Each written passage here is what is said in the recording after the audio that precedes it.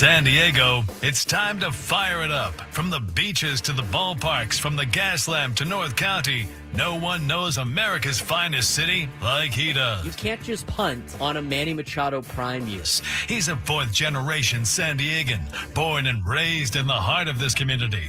Passionate, opinionated, and always bringing you the real talk on your teams, your city, and everything in between. Braden totally knows his stuff. He's ready for the next step. That guy is good. Live and local, it's the Braden Surprenant Show. But I think Braden's one of the up-and-coming young stars in the media game in San Diego. Now, here's your host, Braden Surprenant.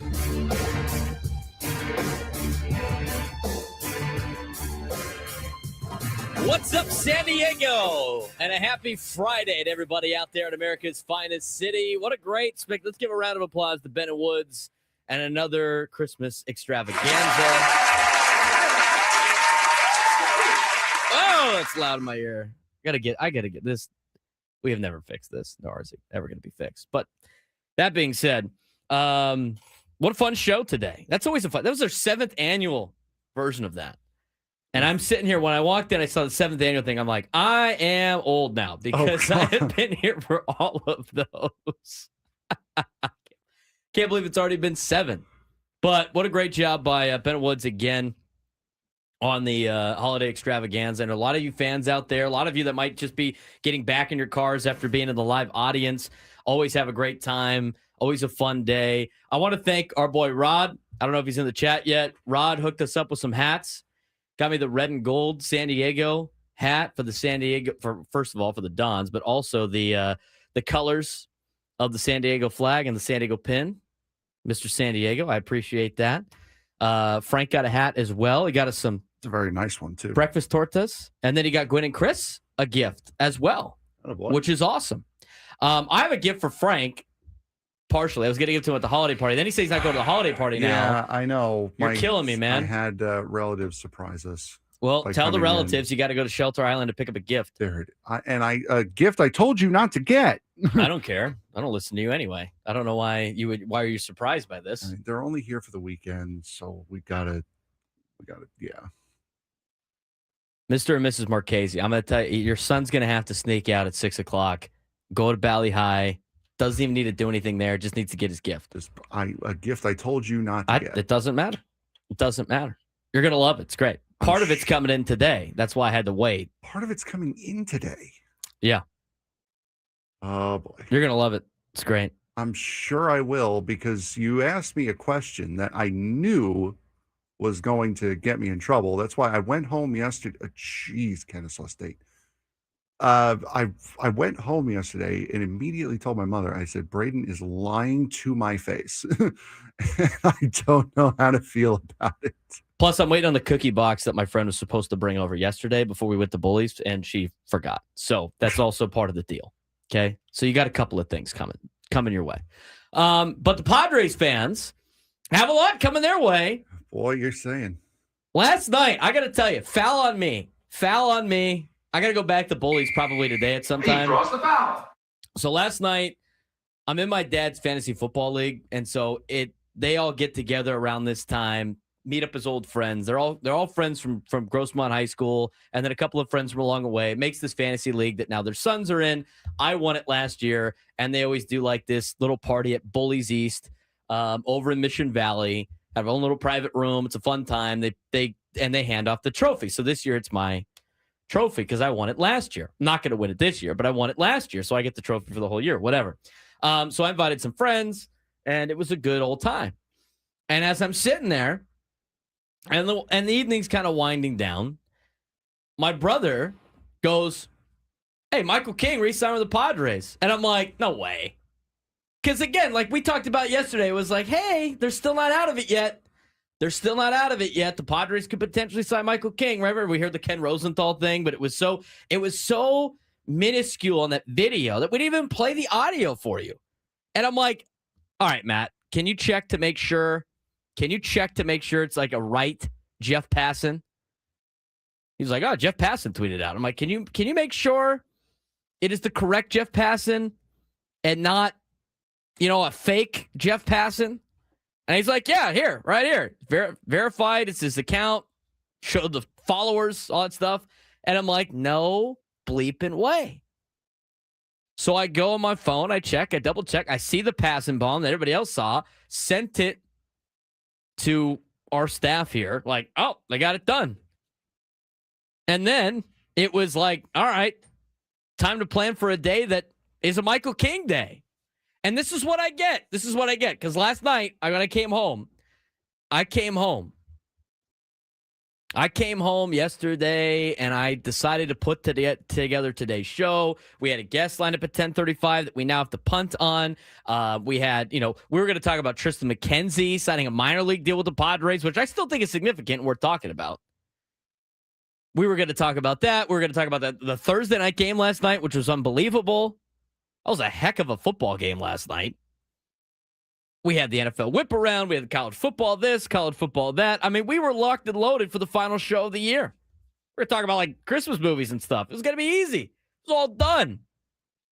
And then we got the news about Michael King. And that just drastically changed the evening to the point. And this is why I get a foul, Frank. Did you already get the foul? Yes, I did. This is why I get the foul. We left the trophy at Bullies. Oh, for God. I had no idea. Last night, we just walk out. Everybody's having a good old time. Trophy's just sitting there on the table. In my defense, I was never presented the trophy. But at the same time, my name's on it now. So I left it there. I got to go back to Bullies today, go pick it up. What a goober. It was terrible. Terrible. Thank God we know the people that own Bullies, and Derek texted my dad this morning. He was like, "Hey, you guys left the trophy here." I'm like, "Oh man," and I'm going retrace my steps. I'm like, I don't think I ever had that thing in my hand except for the picture at the beginning of the night. I was so enamored with the Michael King deal, and then you got the details about the Michael King deal. I love this deal in so many different ways. First of all, let's talk about the fact that Michael King is back. Okay, let's talk about the fact that Michael King is back. That's great. That's a great pickup for the Padres. The rotation looks a little bit better now. Okay, so now you're thinking about, you got Nick Pivetta, you got Michael King at the top of your rotation. As of right now, you still don't know if the Padres are going to make any trades or not. Joe Musgrove as a 3, coming off of Tommy John, is a lot more. You can handle that a little bit more. That's less pressure on Joe, which I like. I think Joe's going to be fine coming back from Tommy, but you just never know. And so now, less pressure on Joe. Michael King is back. You got Nick Pivetta. And then you got guys like Randy Vasquez. And then, you know what? The Tristion McKenzie signs, I think, significant even more now. You signed him a minor league deal. He hadn't done well in his last couple seasons in Cleveland. Where he was really thriving is when Ruben was there. Maybe the Padres can flip Tristion McKenzie into what he was when he first came up in Cleveland. I mean, he was a highly talked about prospect. He came out of the gate in his first season, in his first outing. I think he had 10 punch outs. Guy was great. He was like the future of the Guardians. And then things kind of trickled out and it didn't work out. Maybe the new change of scenery is what Tristion McKenzie needs. And how many times have we seen the Padres take chances on guys like Tristion McKenzie, and it worked out for him? I mean, those are the type of risks that you're going to have to take if you're the Padres with sort of the budget and everything that's played out. So you look at that rotation right now, and if you just have those 5 guys, you add in trying to get JP Sears up to speed, you add in Matt Waldron. I mean, there's a couple other pieces the Padres still have. Oh, look, Jocelyn's here. And you're in a good spot. It's a lot better spot than it was before. Now, I don't think they're done yet. I think the Padres could still make some things happen. We'll see. I mean, today there's going to be a press conference at noon. Sam Levitt will be down there at the press conference. He's going to talk with Michael King. He's going to talk with AJ Preller. And then the Padres, again, made another signing this morning. But just to focus on Michael King. Now, you look at the deal. I think the contract's great for both sides. I think it's probably better for Michael King. And the thing is, you look at MLB Network talked about it this morning. This looks like a contract that was completely on Michael King's terms. look, he gets the money up front. He gets a $12 million signing bonus, right? He gets $17 million this year. It's with the buyout. If he opts out of the deal, it's guaranteed a 1 year, $22 million deal. If he decides to opt into his player option, which is a very nice player option at $28 million, then he gets a $28 million contract next year and then a $30 million player option for 2028. It's great for Michael King. There's no guarantee that all the contracts are going to go up at certain points. I think with the looming CBA around, it gives Michael King the freedom where if he outpitches his contract, he can leave. But at the same time, he has a little bit of a security blanket just in case an injury happens or things don't go his way. It's a great deal for Michael King. Now, if you're the Padres, it's a really good deal for you too, because you have a starting pitcher now locked in for 3 years. And if he pitches incredibly high, you don't have to pay the $28 million or the $30 million anymore. I mean, and to be honest with you, if he pitches like kind of around where he's getting paid, he's going to be at market value around 2027, 2028. The only instance this doesn't work out for the Padres, if Michael King really crashes and burns, and then he elects to take the 2 option years because he's just so bad that it's just going to burn a hole in your pocket. But that's like worst case scenario. These are the type of deals that the Padres have to make to get players to sign. This is the creativeness that AJ Preller has to. This is his creativity right now. You've seen him get creative with a lot of these contracts. The Nick Pivetta contract is creative. The Michael King contract, super creative. I think it's a massive win for Michael King. I think it's a great win for the Padres. I mean, you look at a guy like Michael King. Maybe he's looking at 3 years, $75 million across the board. Didn't sound like the Yankees actually put in a formal offer, according to John Heyman. I'm sure a lot of these will trickle out. Probably didn't like what he saw. He knows he could take another deal, which has more, guaranteed money down the road. If he plays well, he could bet on himself still. He could still opt out. He's got a lot of freedom. He can work in San Diego again. He can live in San Diego again. Work with Ruben Niebla, use the pitching lab that has been so great to the San Diego Padres and their staff, and really bet on himself again. I love the deal for everybody involved. It's great for the Padres. It's great for Michael King. It's great for Padres fans. You get Michael King back. And now you have a little bit of a rotation now. And this is AJ Preller getting creative. He had to get creative, and this is how he does it. Again, you have to throw in options. You got to throw in opt-out. I mean, that is what the Padres have to do. I've heard so many times from people go like, I don't know why they keep throwing in all these options and stuff like that. Like, just give them the deal. Because the Padres can't do that. The Padres can't do that. This is how they stay competitive with the money that they've already spent. And this is why AJ Preller is so good at what he does. Like, when we had the people call in to bash AJ Preller, I mean, this is why I always throw cold water on that. This is creative.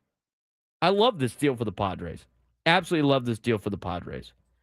Overall, when you saw this last night, aside from the fact that we could just light our rundown on fire, Frank, this is a great move for San Diego, its fans, and for Michael King. Braden was kind enough to do the rundown for me yesterday. Part of your gift. Yeah, part of it. I said, Merry Christmas. Rundown's done for tomorrow. Yeah, that was very, very nice of you. And as you do, all goes up in flames. I really liked the Tristion McKenzie signing. He was a very, very highly touted young pitcher coming up. Really, really liked seeing him coming in. I believe he's worked with Ruben Niebla before when they were both in Cleveland. So that was great. That was a great sign. It is a minor league deal. It's not a major league contract. From what I've seen for Tristion McKenzie, I would have to assume he would make the team out of spring training. And then the Michael King deal comes through. It's like, wow, it went from no link at all, no talks, he's not coming back, to there might be some sort of link there, to he's signed in seemingly 24 hours. And then you get the signing this morning of the infielder from Korea. It has been an incredible 16 hours for this team, for this fan base going into the holiday season. I mean, you could not have asked for anything more. I mean, that is a huge, huge, huge signing to get Michael King back based on not just Michael King being as good a pitcher as he is, but also where we were expecting the Padre payroll to be and how much money we thought they were playing with this offseason. That was completely unexpected that the Padres would have made this deal last night. And again, it materialized so fast. And then this morning, it kept coming. Now, and we're going to talk more about Sungmoon Song, the new left-hander that the Padres picked up. Left-handed bat, throws right, plays the corner, infield positions, also plays second base. I'm curious to see where he fits in this lineup. But he sells out for some pop on the left side of the plate. Now, as is with every player that's coming over from Japan and Korea and some of the other leagues that are, elevated to be or relatively compared to different minor league levels. Like the KBO is kind of like AA. And when you look at his stats, like that's great, but there's going to be a learning curve in Major League Baseball. We saw it with Ha-Seong Kim, right? Struggled a little early, really started to settle in and was able to contribute to the San Diego Padres. That's going to be the same case with Sungmoon Song. And this is a guy that, if you look at his overall numbers, his first handful of years in the KBO, not very good. As a teenager in his early 20s. And then in 2024, his numbers jump. And he did something that made his numbers just absolutely pop. Yeah, he figured something out for sure. But in the last 2 years, he hit 340 and 315. His on base was 409 and 387. He hit 19 homers and then 26 homers last year. He had an OPS of 927 and 917 in 2024 and 2025. I mean, those numbers are not going to be as high, obviously, in Major League Baseball, but it's a good bat, I think. And you know what? You're getting him at age 29. It's going to be 29, 30, 31. It sounds like it's a 3-year deal. We'll get more updates on that as they come out. I didn't see any numbers in terms of money. I haven't seen that confirmed yet on Fangraphs either. And once the Padres potentially put that out, it's still reported that he is signed with the Padres until we get official word from San Diego. We will report. We will tell you what exactly those numbers are and when it becomes official. But it's being reported that Sungmoon Song is another addition to the Padres. So AJ Preller starting to cook some things up on a Friday, getting ready for a Christmas break for us on 97.3 The Fan. We're going to continue to break down the 3 signings from yesterday. And all 3, I think, are very beneficial. Obviously stemmed with Michael King at the top. Michael King's press conference will be carried live on 97.3 The Fan at noon today. So stay tuned to that. We will have that for you live. We're the only place that can carry this live on the radio. We are your home for the San Diego Padres. So Michael King press conference at noon. Sam Levitt will be down there. He will talk one-on-one with Michael King. He will talk one-on-one with AJ Preller. You don't want to miss that. When we come back, we'll get your phone calls on the Michael King sign. We will also talk more about how he fits in the rotation and what all 3 of these new signings for the Padres, reportedly, how they fit into this roster. It's an exciting day to be a Padres fan. Last day of 2025 for us on the airwaves. San Diego's #1 sports station, 97.3 The Fan.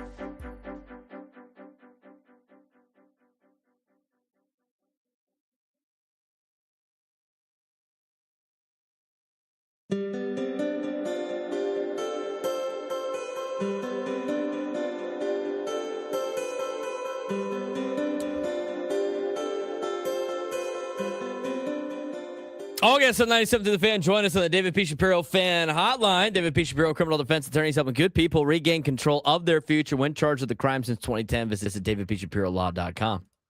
He's Frank Marchese. I'm Braden Surprenant. This is the Braden Surprenant Show, live and local each every day from 10 to 2 on San Diego's number one sports station, 97.3 The Fan.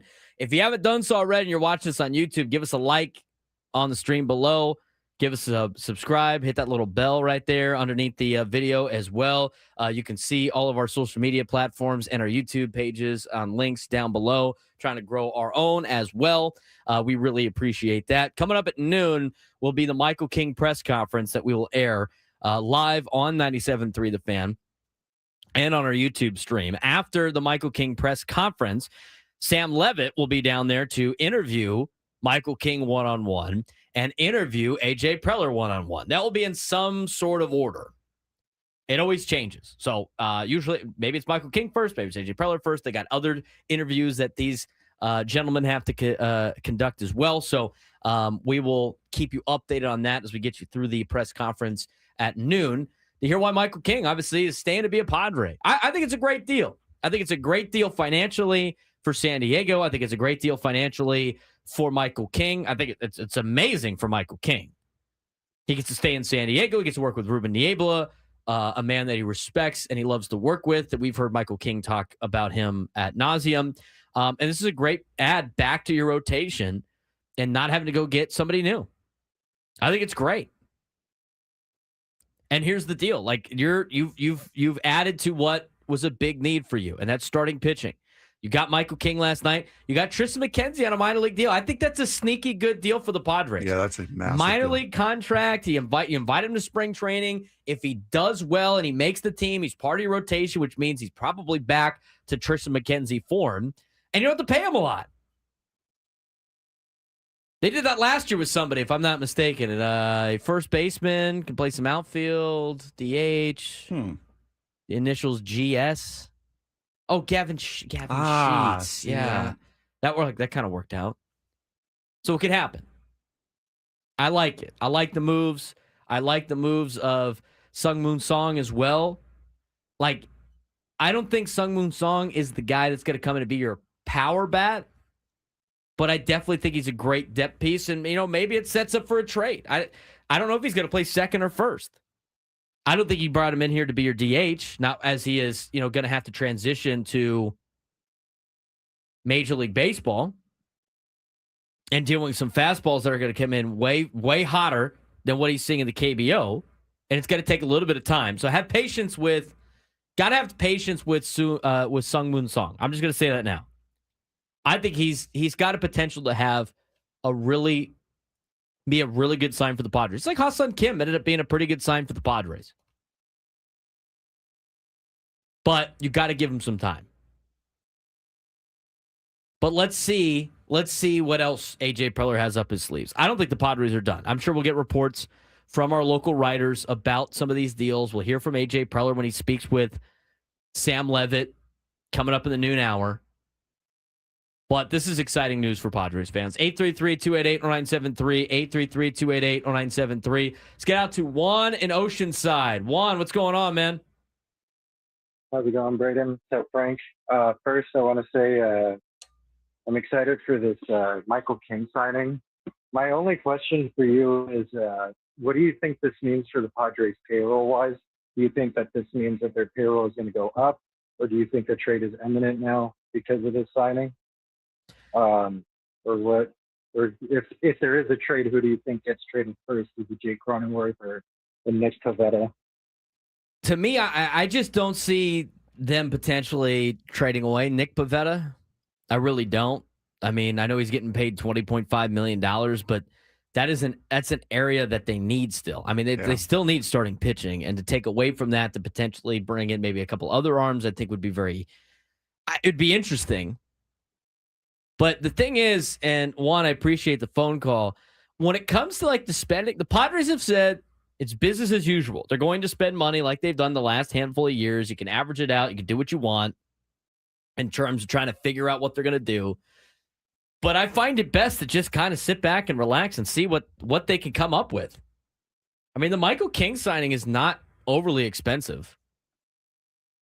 based on all the opt-outs and player options. And I mean, it doesn't. I forget how it factors in with the AAV when it comes to the player options. I think it takes an average. It's like an average percentage of them. They definitely do count to an extent.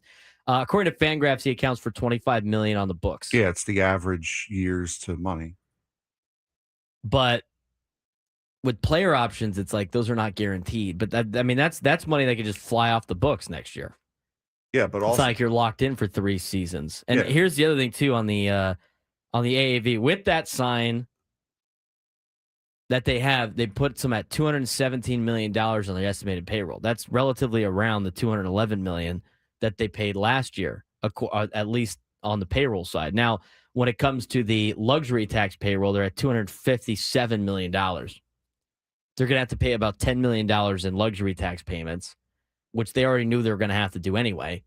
I think they're probably still in the ballpark. Again, they were expected to get like in the range of 25 to 30 million. If I had to guess, I would imagine they're not making any too massive signs anymore.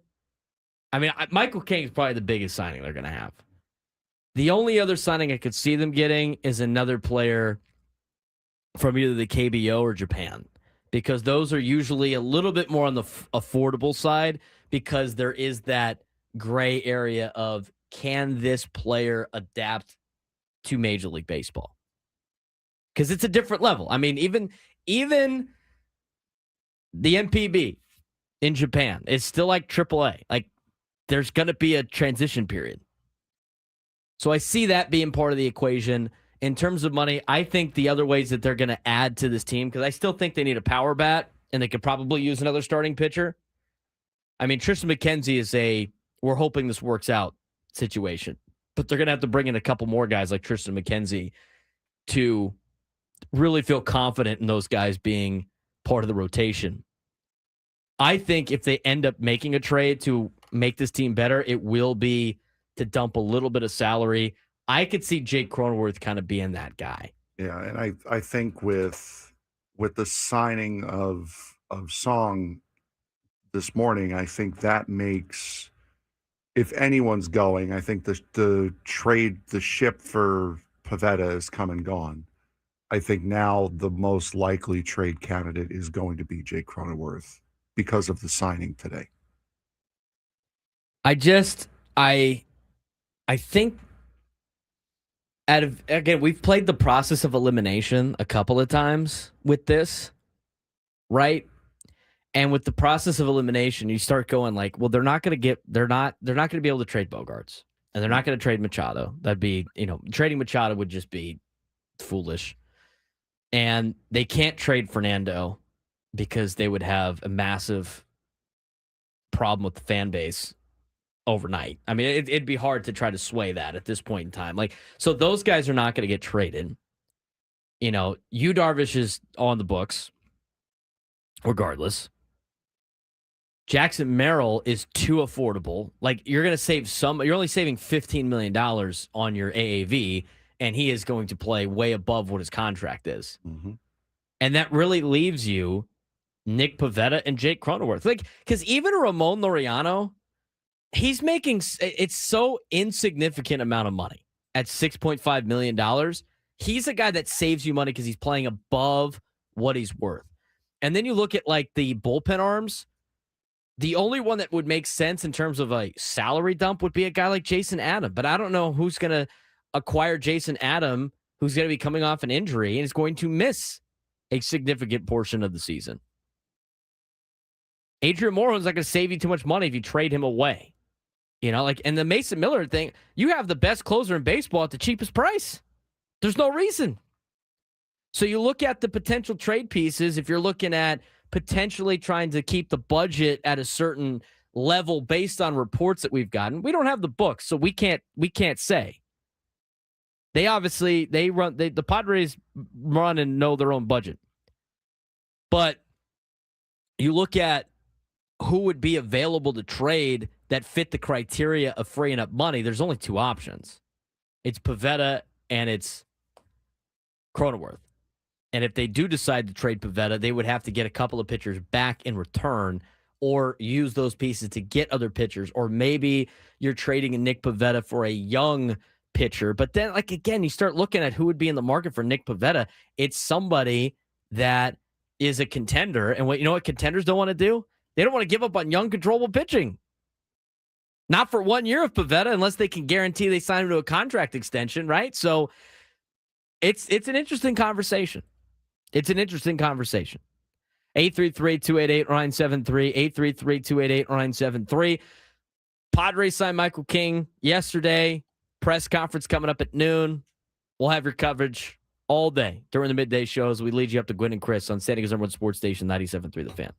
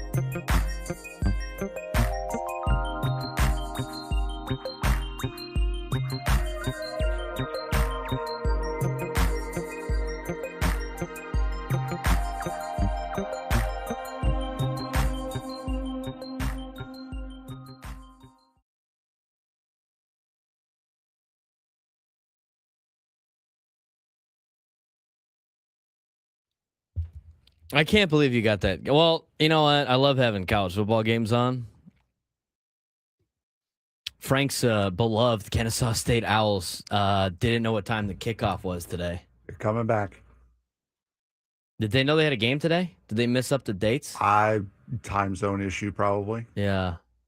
Kennesaw State's down 41-6. Fourth quarter. But they just got a pick in the red zone, so they are on their way back. There's only 14 minutes left, but it's stranger things have happened. Stranger things have happened. Yeah. Isn't that a show or something? Stranger Things, yes. Yes. Isn't that coming back, or is it back? Or I see a lot of ads for it and stuff. I believe it's coming back. Yes. College Season football 5, I think. Is there any quarterback in college football that's not on the transfer portal right now? Oh God. Yeah, it's ridiculous. I don't want to spend too much time on that. I'll talk about that later. I get off my soapbox another day. Kelsey's on it though. But like Josh Hoover jumped in the portal right after I said that TCU hasn't had any portal thing. I mean, the Alamo Bowl is going to be all backups for both teams. And see how much depth you have. But it's funny, he put out this. Does anybody read those? No. When these athletes put out these oh, I'm going to be a frog for life. I love you guys. I'm just going to leave for more money. Do they honestly think all their fans are going to be oh, yeah, we love you, Josh? No, don't let the door hit you on the ass, buddy. This is welcome to it. It's so self-serving. It is. So self-serving is right. It's okay. They were going to pick up a better quarterback. If we spent $2.9 million on that guy, we got the money to spend on other quarterbacks. Give me somebody else. He might come back, too. That's the thing. He might come back. All right. I want to talk a little bit about the Michael King thing. We're going to get to more coverage of Michael King and the press conference at noon. We haven't talked too much on Sungwoo Song. Sungwoo Song signed with has been reported to sign with the Padres this morning. Again, until there's an official. Have we seen an official tweet by the Padres yet on that? Let me check. Until they officially announce it, it's still just being reported.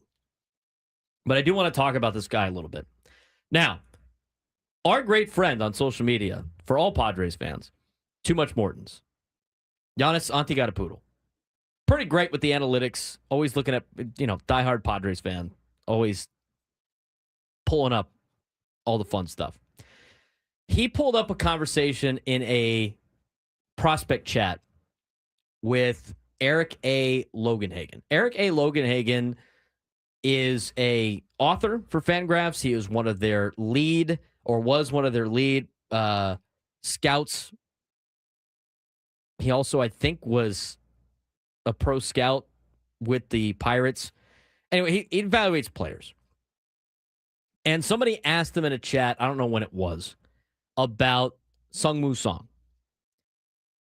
And this is what Eric A. Logan Hagen said. Can really pick it. He's skeptical, Logan Hagen is, about the bat because of the way his hips bail towards first base on so many of his swings. He definitely bails out for power on the pull side. That's a lot of the Japanese players, though. I mean, Ichiro did that all the time. That's just the swing. Yeah, but the guy doesn't hit like Ichiro does. No, I understand that, but like that shouldn't be. That's so common with Japanese or Korean players. Players coming from Asia. Yeah.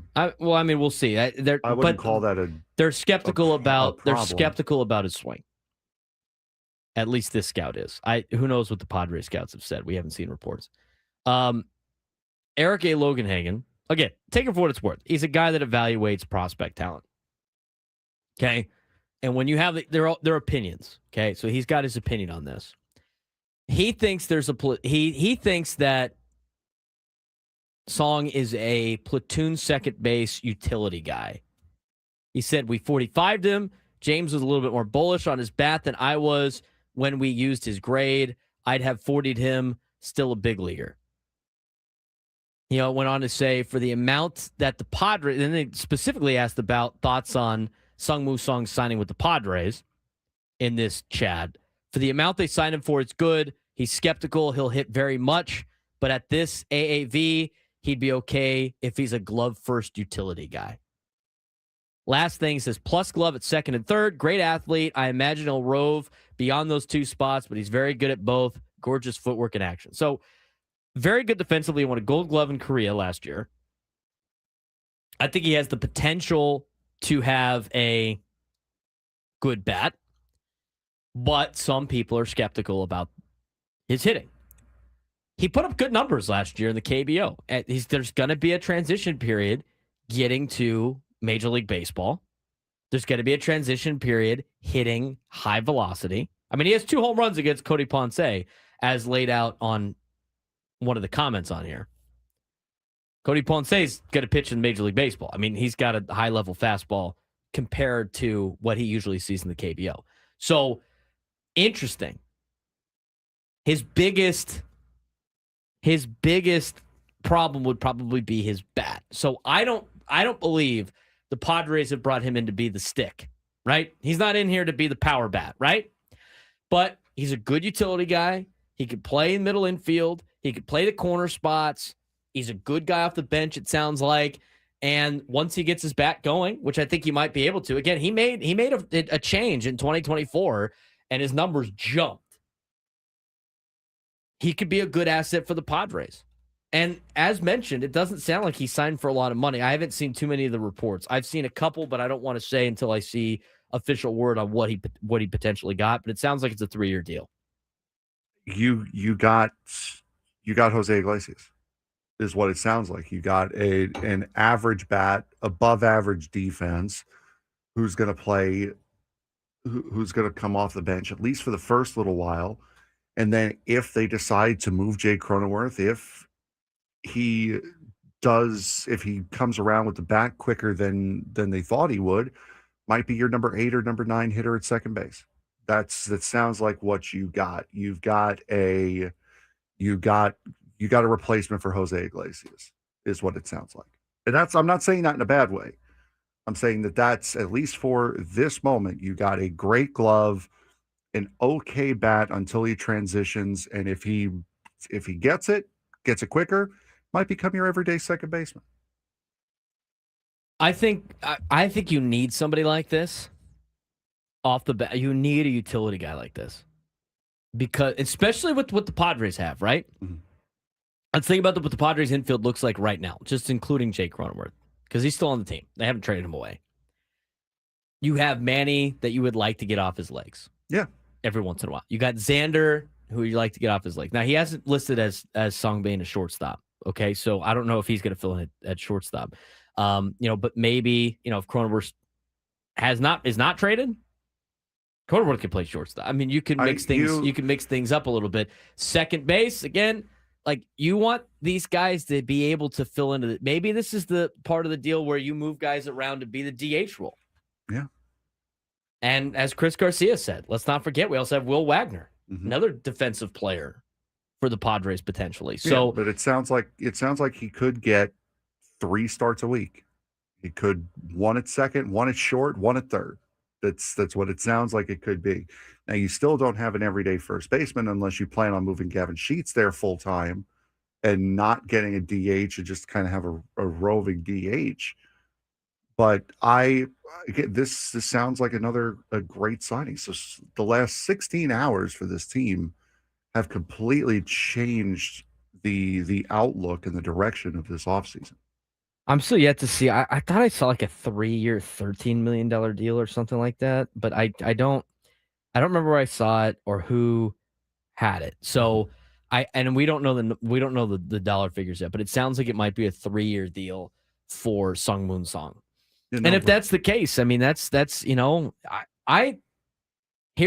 doesn't sound like they gave this guy a lot of money. Yeah. You look at the Michael King deal, which I think is creative and affordable. You look at the Sung Moon Song deal, which is probably very affordable. Tristion McKenzie, and one of the guys that you get on a minor league deal that obviously they've probably talked to a guy that's worked with him before, Ruben Niebla, and like, you think you could fix this guy? Because he was pitching well when he was with Ruben in his first year with the Guardians. I think there was a little bit of time where they were on the same page, or we're in the same staff, if you will. So these are the moves that the Padres have to make. And to be honest with you, while as they try to get creative and save money, I like all 3 of them. Blake Noble in the chat, that move has already been made and confirmed. That trade, we'll discuss it coming up in the next segment. And also, I wasn't suggesting, I saw somebody in the chat say keep Gavin Sheets. I wasn't suggesting trading Gavin Sheets. I meant more keep him at first base or have him be the DH. Gavin Sheets is a Padre, and that's the way you would want to keep it. It's where do you put him? Do you put him at first base, or do you have him be your everyday designated hitter? I think it'd be interesting. I think it's going to be interesting to see what comes next. I don't think the Padres are done either. No, they're not done. Maybe they trade to free up some money. Maybe they trade to build some pieces back. Maybe they get another starting pitcher via trade. I mean, there's a lot of different things that are being put together right now, but the stove is starting to heat up right at the right time. And the biggest sign for the Padres in the last 24 hours has been Michael King. And that's huge. That's huge to have him back in the rotation.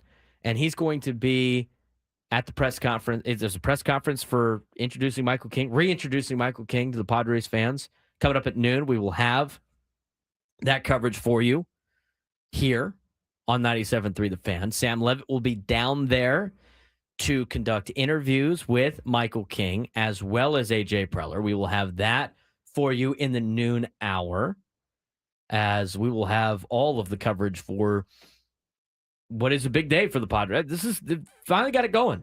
Yeah. So again, a lot of the reports have said $13 million over 3 seasons. If that is the case, that's a hell of a deal. Yeah. I mean, it's really not a lot of risk there, giving the guy $4 million a year. No, and this is what we were talking about last week or 2 weeks ago about winning the winter meetings after it's over. Because I'm sure a lot of these conversations that were had and took place over the course of the winter meetings, and it was just kept really, really quiet. So this is a banner 24 hours for this team as far as the 2025 offseason is concerned. We're going to talk more about this. We're going to get your phone calls, and we got a couple of you waiting on hold. Please stay there. We'll do that in the 11 o'clock hour. What do you guys think about what the Padres have done so far? Creative. I like it. Padres got better in the last 24 hours. Roster got better. 833-288-0973, 833-288-0973. Braden Surprenant Show rolls in hour 2 on San Diego's Urban Sports Station, 97.2 The Fan.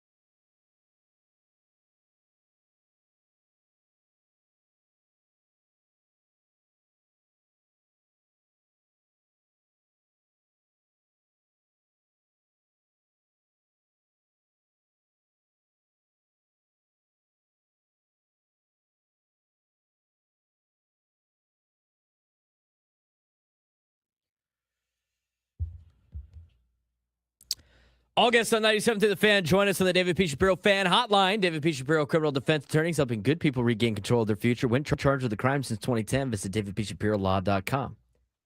Big thanks to Rod today for dropping off Christmas gifts, a little hat for us. Each. We also got some tortas, and Jocelyn brought us lumpia. Love lumpia. So good. Love seeing it. Fired up about the did you see Richard Sherman in the chat? Not like the Richard Sherman, but like the YouTube guy. He had he spammed the YouTube chat. Yes, I saw that. Yes. And he goes, apologies, cat got on the keyboard. You know what? The cat's excited about the pods, man. The cat is excited about the pods. Cool. Where are the damn tortas at? We got to do it one more time this year, right? Yeah, we One do. more time. I'm waiting for the tacos. Where the damn tacos at? Where are the tacos at? Today's a good day for the tacos. Where are the tacos at? Think they're going to have tacos at the press conference down there? I do not know. It's not a Jeremiah Estrada press conference. It's not. That doesn't mean anything. Just because he likes the tacos. Michael King probably loves tacos in San Diego. Wouldn't. Maybe that's an answer why he stayed. There you go. See that? So anyway, Padres signed Michael King last night. Became official. Press conference about an hour. Down at Petco Park, we will carry that live for you. Michael King talking to the media, as well as Sam Levitt's going to be down there. He's going to talk one-on-one with Michael King. He is also going to talk one-on-one with AJ Preller. We will have all of that for you coming up in the noon hour. We're going to take your phone calls about the signing, but Michael King officially has been signed by the San Diego Padres on a 3-year, $75 million deal with a couple of player options in there. It's a pretty good deal. We're going to keep talking about this as the show goes on. Now, the other moves. It has been reported that the Padres have signed from the KBO out of Korea, Sungmoon Song. Sungmoon Song, apparently, very great defensively, can play third base, second base, first base, great utility guy. Little bit of a question when it comes to his bat from a lot of scouts, but it sounds like, he's had 2 really good years in the KBO offensively. And you start looking at some of the players that have come over from the KBO, Ha-Sun Kim, both of those players start off a little slow, but end up putting together good offensive years for their respective teams, for the San Diego Padres, for the Los Angeles Dodgers. And I think you could see that again probably with Sungmoon Song. And Sungmoon Song could be a bench piece. He could be coming off the bench. He could be making some spot starts. But the fact that, and this is just reported, we haven't got official word yet. For what he might have been reported, what he possibly have gotten paid by the Padres, that's a pretty good deal. It's a pretty good deal. 3 years, $13 million. That's what's being reported. About $4.3 million a year. That's a steal for any type of player that might bring some extra help. You can spend that kind of money on a bench piece. You can't spend $15 million on a bench piece, but you can spend $4.3 million on a bench piece. It's a good ad. Then you can't spend the $15 million in one shot. You can spend it over 3 years. That's fine. Correct. And then the other name that happened yesterday, which I thought was going to be the start of our show, was Tristion McKenzie, the former Guardians pitcher who had spent some time with Ruben Niebla when he was with Cleveland. And Tristion McKenzie signed a minor league deal yesterday with the Padres. And I think the Padres can do some help with Tristion McKenzie. Last year, only pitched in 4 games. And you look at his first couple of seasons were great. First year was 2020. Pitched a little bit in 2020. Had a 3.24 ERA in 6 starts. 2021, didn't have the same numbers. Had a 1 WAR. Pitched 120 innings. But year number 3 in 2022 was 11-11. Pitched in started 30 games that season. Had a 2.96 ERA. 191 innings pitched, and then the last couple of years just haven't really been able to put it together. I would have in 2023 he might have gotten hurt. I think he got hurt. Wasn't he battling some injuries at some point? McKenzie? Yeah, I believe so. And he just hadn't been the same. But the guy that has spent some time with the Guardians organization when Ruben Niebla was part of that organization, still relatively young. He's 27 last year. He's going to be 28 this year. He could be a big ad. Kirsten brings up a good point as well. You got Johnny Brito coming back off of Tommy John surgery. He could be some emergency depth, at least because he'll definitely get ramped up in the minors. But you have Johnny Brito as well, who's going to be returning. So I like all the moves so far for the Padres. They're not big blockbuster moves. They're not massive signings. I think the Michael King deal is a significant signing now. That's probably the biggest signing you could think of. 833-288-0973, 833-288-0973. Let's get out to Kevin in Chula Vista. Kevin, what's going on? Merry Christmas, happy holidays, have a happy new year as well. What do you got for us today? Hey, Bray, same to you and Frank as well. I appreciate you guys very, very much. And I just wish that you guys have a great new year, and thanks for everything. I mean, literally, you put up with a lot of craziness from us all. So as long as you don't check into the local psychiatric ward from all of this, you're going to be okay. Too late. Oh, man. Uh-oh. Frank says too. That's okay. Hey, Frank, I know you spent some time in Connecticut. I was born back there, so we're homies, actually. There you go. See that? Yeah. So we're homies. Don't worry about it. Now, look, I understand there's a GoFundMe going on for Michael King from the Padres. They're looking to buy Michael lots and lots of pillows so he doesn't hurt his shoulder and sleep on it wrong. So that's a good thing. We need to get Michael all set up. So for pillows, no problem. I'm willing to contribute. Are you willing to contribute to the GoFundMe for Michael King Pillow Fund? I think we can scrounge up some dollars if that's the case. You think so? I think so. And then we're going to get a stocking stuffer for Mike. It's going to be one of these knee sleeves that you can buy. It's like copper knee sleeves, the ones that protect your knee tendons. So I don't want Michael blowing out his knees anymore. We're going to take care of you, Mike. No sweat. Don't worry about the opt-outs. You're not going to need them because we're going to give you lots of stuff. How about that? Yeah, that sounds good. Michael King, I think, is a big sign, though, Kevin. To bring the guy back who's been here and knows this spot. Last year, a couple of injuries didn't go his way, but very creative deal for the San Diego Padres to bring him back. I love the signing, and appreciate the phone call, Kevin. Kevin's got jokes today. You can hear him on Thursday. He's going to be performing in PB. There it is. Can you imagine you walk into some bar in PB on a Thursday when they do like comedy night? That guy sounds like Kevin in Chula Vista. Why are all his jokes about permits? Oh.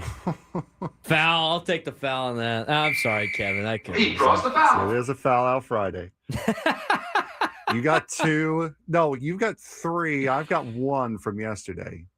Foul out Friday. Yeah, so you got three more fouls. I got a couple to give here. Juan Ruiz made a meme about it on socials. Yeah, he did. That's a team foul right there. You know what? That was a great foul. He draws the foul. That's a great foul. You know what? So I tried to get the charge. It was just a block, but you know what? You'll take that every time. That's the type of play that fires up the bench, Frank. Exactly right. That's the type of foul that fires up the bench. I typed that. Go Aztecs. Go Aztecs said, he draws the foul. Here comes the negativity. And then Kevin said some nice things. And I was like, hey. Let the man cook. Let him cook. You got, 2 hours, really, and 2 fouls left. If you have anything bad to say, give it to me so I can take some of these fouls for you. No, I can go home early for the next 2 weeks. Sounds good. Sounds good. Brother, I'll start fouling left and right. We won't have a show for the last hour. Make sure you listen to us at 1 o'clock for today to announce when we announce today's biggest fan for a chance to qualify for a night in our Odyssey Suite at a future Padres game with all the fan staff. Register your name at 97.3, thefansd.com/biggest fan in order to potentially have your name called. We have Aztec tickets to give away in the 1 o'clock hour as well. We got 2 Aztec tickets to give away because we forgot to give the ones yesterday. Oh, we didn't give those away yesterday. Yeah, no, we didn't. We should do those going to break then. Because we're not going to be able to give away tickets at all in the noon hour. Right. All right. We should probably think of an Aztec question then. Speaking of Aztec questions. That's not happening. No. That's a foul on Go Aztecs. He draws the foul. Go Aztecs in the chat. We need a Foul. poll. That's a technical. We need a Tee 'em poll. Tee him up. We need a poll. Does Braden get engaged to his No. friend over the break? No. That's a technical foul on Go Aztecs. Technical foul. That's terrible. Here's a question for you. Does Frank show up to the holiday party tonight to pick up his gift that I got him? You know, we do need to do a gift exchange anyway because the stuff from Army Navy is supposedly coming on or around Monday. So maybe we could do a gift meetup somewhere. Gift meetup? Yeah, Here's the just a deal. Like gift you said, your exchange. Like we family's go in to- town for the weekend. Like we could- My family's in town for the next 2 weeks. I got family stuff I got to do for 2 weeks. Okay, that's You cool. were committed to this. I was. You were committed to this. You RSVP'd for this. I did. If you're not going to be there, who's Skylar going to watch the football game with? How's she going to find the TV? You specifically said, find me. I'll be in the corner with the TV. You have to go. You have to go. You don't have to stay long, but you have to go. I'll do the. You know what? You have to go. I'll make an appearance. Make an then appearance. I'll make an appearance. Be there for 15 minutes. Irish goodbye, and then we're. That's Irish goodbye with your gift, your gifts. It's multiple. One of them is hilarious. Oh no! I love one of them. Oh, Was my friend's idea, no. actually. My friend's idea. It's fantastic. Oh, I got it no. yesterday during the show to ship today. In fact, I should look to see when it will come in. But we have to give away Aztec tickets. So let's get to an Aztec question. I got to think of an Aztec question. Go Aztecs is kind of right though. I was committed to going. I was trying to avoid socializing Yeah, while I was I don't even think his there. family's in town. I think he's lying to us. No, they are here. Mm, They are. a likely story. Okay. Is it Mr. Met? We're going to make this thing simple. First one to call in and tell us who the Aztecs are playing tomorrow will win tickets to the Aztecs game against Whittier on Monday. Who are the Aztecs playing tomorrow in basketball? If you call in, you will win a pair of tickets for the Aztecs game against Whittier this Monday at Viejas Arena. Tickets go to Aztecs. If you want tickets, go to goaztecs.com. 833-288-0973, 833-288-0973. We got to give away a pair now. We're giving a pair away in the 1 o'clock hour as we continue on the Braden Surprenant Show, San Diego Sports Station 97.3 The Fan.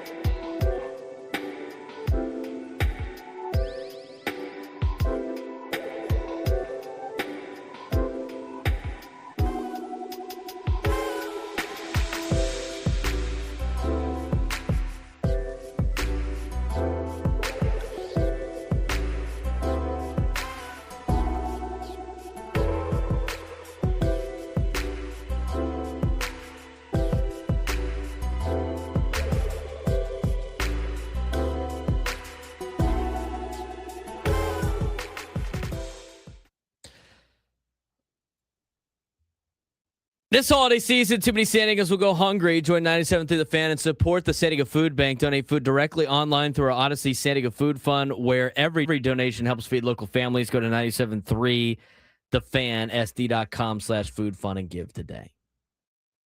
Getting ready for the press conference. Who won the tickets? That would have been Frank's bad with names. Yes, I am. You just wrote it down. Getting it. Relax. Jesus. Javier in San Diego Congrats, Javi. won the tickets. Yeah, no, it was not. It was First, not I felt bad Wilbur. for the first guy. Yeah, we had a guy on. He started to speak, and then his The phone line cut out. disappeared. Yep. And we didn't get the answer. It's all right. You'll have a chance in the 1 o'clock hour So when, to win tickets to the Boise State game. yes. Aztecs, Boise State. College basketball. Catch the fever. All right. There's a couple of things I wanted to point out here. The fact that Kennesaw State just threw a pick inside the 20 and are now going to lose this game 41-6. Was that it? No. By the way, why is this is what I don't get about certain teams. Like Kennesaw State is obviously gold. Western Michigan's brown and gold. Like, why would you wear your gold uniforms against the gold team? I thought that too. That drives me nuts. I saw a gold team when we turned the game on. It was like the beginning of the third quarter. I saw the gold team scoring a touchdown, like a pick six, and I thought it was Kennesaw State. I'm like, all right, we're in. We're in with a shot. And then I saw it was 41-0. Yeah, I thought that said Kennesaw State on the helmets. It says Western Michigan. Yes. So I hate when schools do that. It's crazy to me. You know who does that a lot? I'm going to call out Ron LeMace's K-State podcast. They want to wear their like lavender, purple home uniforms when they play TCU and they know they wear purple on the road. Stop it. If that's one of your alternate colors, you don't wear it against the school that has that as their primary color. It looks stupid. You know who does that all the time? Iowa State. I don't see Iowa State wear red ever. They always wear black against schools that have more black in their color scheme. And then they wear like white against schools that wear more white in their color scheme. And then they finally wear red when they play a school that's red. And I maybe they do it on purpose. Yeah, listen, drives me nuts. Listen, you can't say, hey, threw it to the wrong color when it's both the same color, you know? Guy's colorblind. Yeah, well, I wouldn't go that far. Quarterbacks that throw picks. Colorblind. I thought it was red. It's actually green. Anyway, a couple of things I wanted to point out about this. We've had this conversation before. Let's talk about the meme, and we've seen a couple of them. It's like the guy in the courtroom, he's standing up. Yes. And everybody's like looking at him like, oh. Mm-hmm. And it's like, it's always the take that you have that nobody else has, right? They got the thing from Tangled.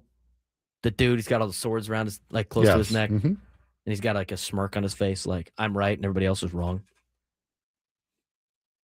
Is San Diego, like, are we right on the sense and everybody else is wrong? Maybe the Padres are not spending money? Double negative, just to confuse Frank. Like, everybody's saying the Padres are not going to spend money. Everybody's saying that the Padres can't spend money and they have to trade pieces away and all this other stuff. Maybe the Padres are just spending money. Have we ever thought about that for a second? I mean, what was the narrative about Michael King? His finalists were who? Baltimore, Boston, New York. It was good as gone. New York's. No, it's just the Yankees. Let's be honest. Both. The Mets were not really in on him because the Mets aren't in on anybody. What? They're not signing anybody, dude. Who have the Yankees signed? Also, nobody. It's funny how the team that keeps losing players left and right. I don't remember Michael King saying he grew up being a Mets fan. But anyway. They're still a finalist. I digress. Go hang the banner. Finalist for Michael King. All right. Moving on. There's only one type of pinstripe that He draws the foul. people really want to wear in New York. And it's the Yankees. He draws the foul. At 6, my show. Get out. That's funny. Get the heck out of here now. No. The chat has overruled that on the fouls. Anyway, back to the Michael King thing. He was as good as gone. In fact, Ken Rosenthal and that whole thing, the Padres still around, but they're probably going to lose Michael King to free agency. It's like they lost Dylan Cease to free agency. You didn't think they were going to sign him, but they were going to have the money to sign him. Yet, here they are signing Michael King. And they're signing Sung Moon Song, which was a little bit cheaper.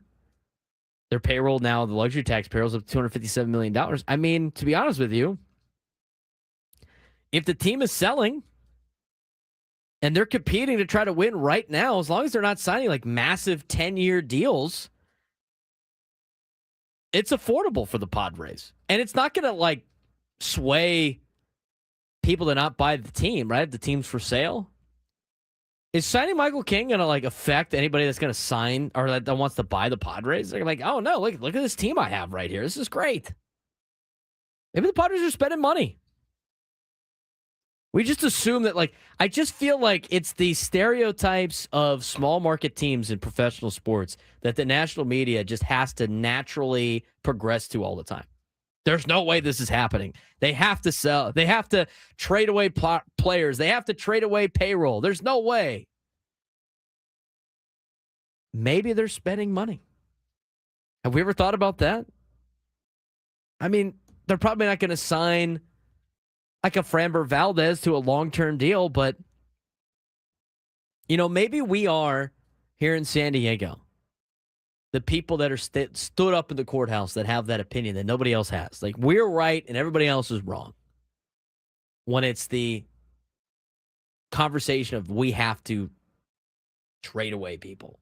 No, we don't. Maybe this organization is spending money, and they're doing it, as Go Aztec said, wisely. Nobody knows what the budget is for the Padres. People are like assuming. I think the Padres like to throw things out there to get people off the scent. I mean, nobody saw the Michael King signing happening. I think a lot of people were like looking at the 3 years, $75 million. If that's where it is, like Michael King should be a Padre. He ends up being a Padre. But maybe the Padres are spending money. I could see the Padres being able to spend on free agents here and there and get the payroll up. That's fine. As long as they don't send like a 10-year, 15-year deal. Maybe the Padres are spending money. Because everything the national media has said and everything that everybody like outside of basically San Diego County has said, like, oh, they got to sell these players and they can't afford to have these guys long-term. They have to make a decision on these guys long-term. There's no way they could keep this up. Meanwhile, San Diego continues to spend money. And it's been long enough now in years where it shouldn't be a surprise to a lot of people. But it's just that the Padres have never been able to do this. So why are they doing this? This is not what they're supposed to do. They got to trade for prospects. Maybe the Padres are spending money. Maybe they're not working on a deal to free up money.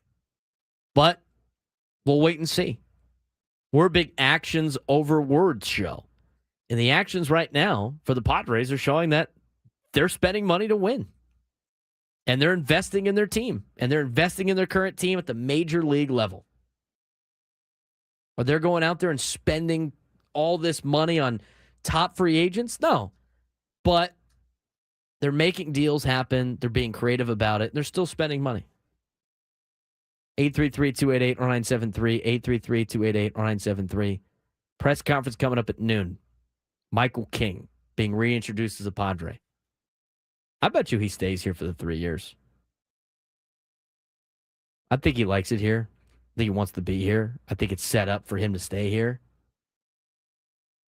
Yeah, and I think you and Adam touched on it off air that you're not doing a full-on press conference like this for somebody who's only going to be here for a year. Yeah. This is a lot of pomp and circumstance for a guy who's only going to be here for 1 year. Right, that's going to take the opt-out, and maybe he does to get more money, and then there's another deal. But I feel like this is a good I think that Michael King and the San Diego Padres have a good relationship.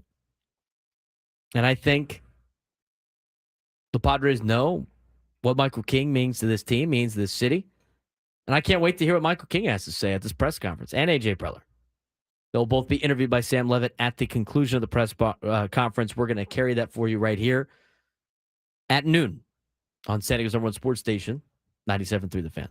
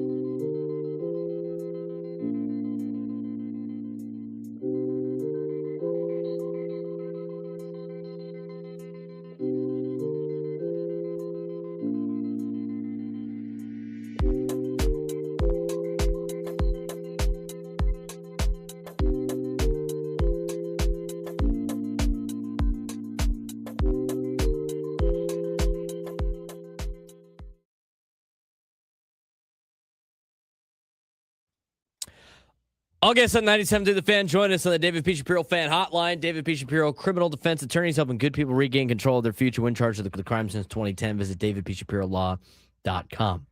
We are talking about Padres making some moves today, huh? Love it. I'm glad they did it. I'm glad they did this week. Yeah, no kidding, huh? Otherwise, it would have been me, you, and Ben and Woods, and all back in on Monday. Classic. It's good news for Padres fans. Good news for the San Diego Padres. Good news for Michael King. And coming up in the next hour, right at noon, we'll be airing the San Diego Padres press conference, reintroducing Michael King to Padres fans. We've talked a little bit about Sung-Moon Song, as somebody who just chimed in on the chat. He is a guy that, from a lot of reports, is a really good defensive player and might have a couple of question marks with his bat. But that's not to say he didn't hit well in the KBO. The last 2 years, he hit really, really well in the KBO. Just, does he have what it takes to replicate that at the major league level and deal with high-velocity pitchers of Major League Baseball? But that's the case for every player that comes over from Japan, every player that comes over from the KBO, every player that comes over from, the Mexican League, the Dominican Winter League, like all of that. So there's got to be a little bit of time. But if you look at some of the other players that have come from the KBO, it has taken them a little bit of time to get adjusted, but they've all really put together good seasons. And I view him as more of a utility guy and a platoon player. And I think that really helps the Padres. I think it's okay to have one of those guys, especially with the reports of how much money he got in a contract. It's very affordable. It sounds like he'll probably be somewhat of a bench piece. And maybe he does start. Maybe this opens up for a trade. Maybe it opens up for a lot of different things. But overall, in the last 24 hours, the 3 signings that the Padres have made, starting with Tristion McKenzie, the pitcher from Cleveland, who got off to a great start to his career, got injured, has struggled since then, who had spent some time with Ruben Niebla in the Cleveland Guardians organization. Him signing a minor league deal, I think, was a big start. That's number 1. Number 2 was the Michael King signing. That's a huge signing for the Padres. And number 3 was this morning, reportedly, not official yet, reportedly, Sung-Moon Song signing a contract with the Padres. Again, reportedly. I think all 3 of those players improved this roster, and the team got better today. And I think AJ Preller's just getting started. I'm sure we'll hear more in the next hour, but overall, you got to love this if you're the San Diego Padres. You were able to keep Michael King, a guy that you thought was going to leave. Thought it was good as gone. It sounded like from all reports, it was good as gone. He wasn't going to be here much longer. Finalists: the New York Yankees, the Boston Red Sox, the Baltimore Orioles, maybe the New York Mets. Didn't sound like the Padres were very in on it. Didn't sound like they had an avenue. Then late yesterday, there was a conversation like, the Padres are not out of it yet with Michael King. And then we get the news that Michael King signs a deal. 3 years, $75 million. So Michael King re-signs, 3 years, $75 million. He's got opt-outs after year 1 and year 2. He's got a $12 million signing bonus, $5 million salary in 2026. He's got a $28 million player option in 2027 with a $5 million buyout if he opts out, and a $30 million player option in 2028. It's effectively 1 year for $22 million, 2 years for $45, or 3 years for $75. Which mirrors kind of the qualifying offer that Michael King already turned down. I mean, the Padres definitely protected themselves financially. And this is what Michael King has done since arriving in the Juan Soto deal. He has had a 3.10 ERA and 45 starts and 46 appearances for the Padres. He has had solid postseason performances, and his career as a starter, 3.35 ERA with a 10 strikeout per 9. Transitioned from a reliever to a starter late in 2023, never looked back when he was healthy. And he's got a deep arsenal. 2 fastballs, cutter, sweeper, change, plays better over multiple innings than many traditional starters. Sure, there is some risk involved. He did have the shoulder nerve issue when he slept on it wrong earlier last season. He had the knee injury during his return. He missed most of 4 months last year, looked diminished late in the season because of the fact that he had all these injuries. But the deal is to bet on the health. They obviously liked it with what the doctors looked at when he passed his physical. And no team is going to know Michael King's medicals better than the San Diego Padres. So now it sets up your rotation. And as of right now, the rotation it works on paper. Like right now, you could go into the season without making any other move, and your rotation's solid. It's not the best in Major League Baseball. It's not going to carry through the playoffs, but it's all right. Nick Pivetta, 2025 ace, postseason game 1 starters, your number 1. Michael King, front half upside at the number 2 spot. Joe Musgrove, returning from Tommy John surgery, is a solid 3. You could do a lot worse than Joe coming off Tommy John surgery. It might be a little bit of time before Joe can really settle in, but you like him and you like your 1, 2, 3. Then you look at Randy Vasquez as a 4. You could do a lot worse than Randy Vasquez, your number 4 starter. And then you factor in J.P. Sears, Tristion McKenzie potentially, Matt Waldron. You have a lot of different pieces to fill out that rotation, and it works right now. I don't think the Padres are done. Something up.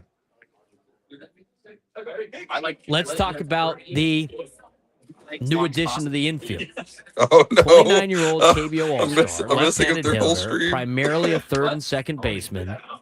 He has experience. By accident, I made the video of the In the camera. KBO, I went live with the video. we got Sam. I don't think fiddling with not our the stuff. audio, but just I don't know what happened there. I looked over and It went to solo. There's Sam's camera again. I had to mute his mic too. Who knows? Hot mic. That's coming from. We can't hear it on the air. Only yeah, on no, that's YouTube. that's not on air. That's. Can we pay attention to what we're doing? I don't know. There is a live broadcast going on while you're messing with this stuff. Like The live video. I mean, they had audio over there. Hey, let's hear what they're saying. It's muted now. Let's get back to what we were talking about. Sabotage. That's right. What's going on? unreal. Come on, Sam. Foul on Sam. Give him the foul. He draws the foul. Juan Reed. Who's mooning us?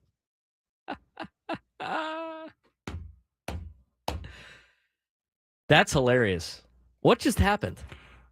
There's not a lot of stuff that drives me nuts other than like people driving and like you can't really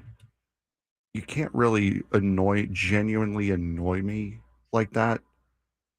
But just having no concept of the fact that there's a live show going on. I understand you have to get your stuff ready. I understand you have to get your camera shot.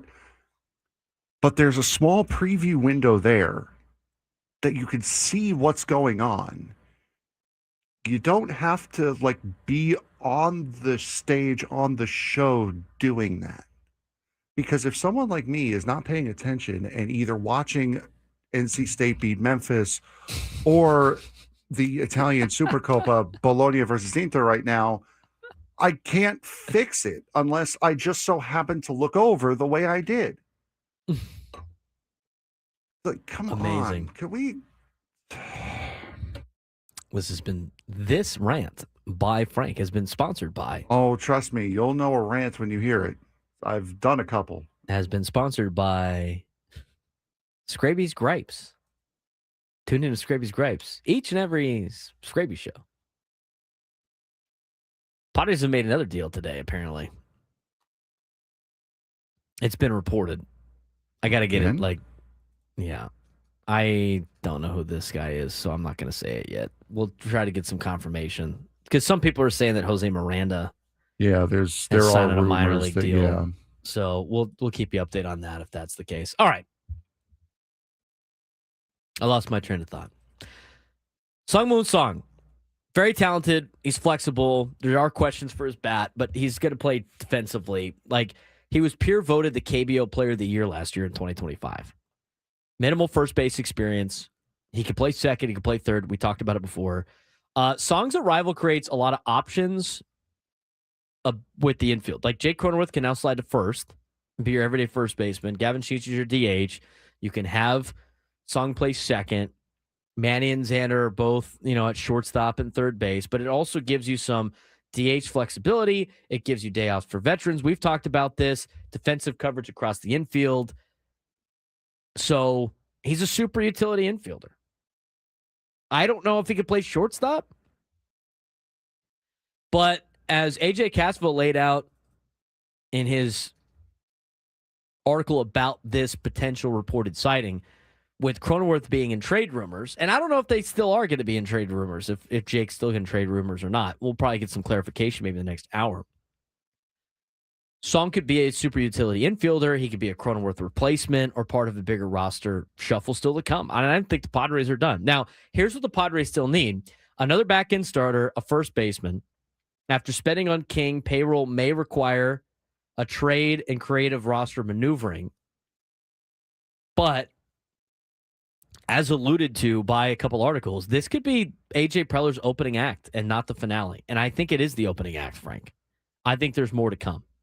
No, I think there is as well. And that's why we keep bringing up Jay Cronenworth's name in trades. I know we got Go Aztecs annoyed with it a little bit earlier, but if you're going to make some of these deals happen, you don't make a deal as quote unquote convoluted and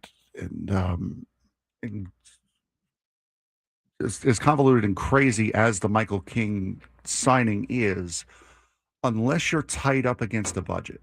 Otherwise, you just go out and sign the guy. The reason why we keep saying Jake Cronenworth is possible getting traded, especially with this Song signing, is because you need to free up some form of capital, and that's the best and easiest way for them to do it while still finding a way to improve the team. We're not saying that he should be, we're saying that he is the most likely to go if there is a trade coming. And from everything that we said, as we see the camera get swapped over again, from everything that we see that has gone on, they're trying to squeeze every little thing they can. That's the way they're going to have to do it, is to get everything that they can. They're going to have to make trades. I don't think they're done. I think that AJ Preller sees ways that he can still improve this team before February and before March. And he's going to explore every avenue, every option that he's got. I think this is just the beginning of potential more moves to the Padres. And this is where AJ Preller has done his best work. I mean, when he had unlimited funds and he was making deals and stuff wasn't working out, I think you can fairly criticize AJ Preller in that sense. But I think the last 2 years have been his best work. I mean, say what you want about, like, oh, he's got unlimited funds and, like, this is, anybody could do this. All right, fine, fair enough. I can listen to that argument. But he doesn't have unlimited funds anymore.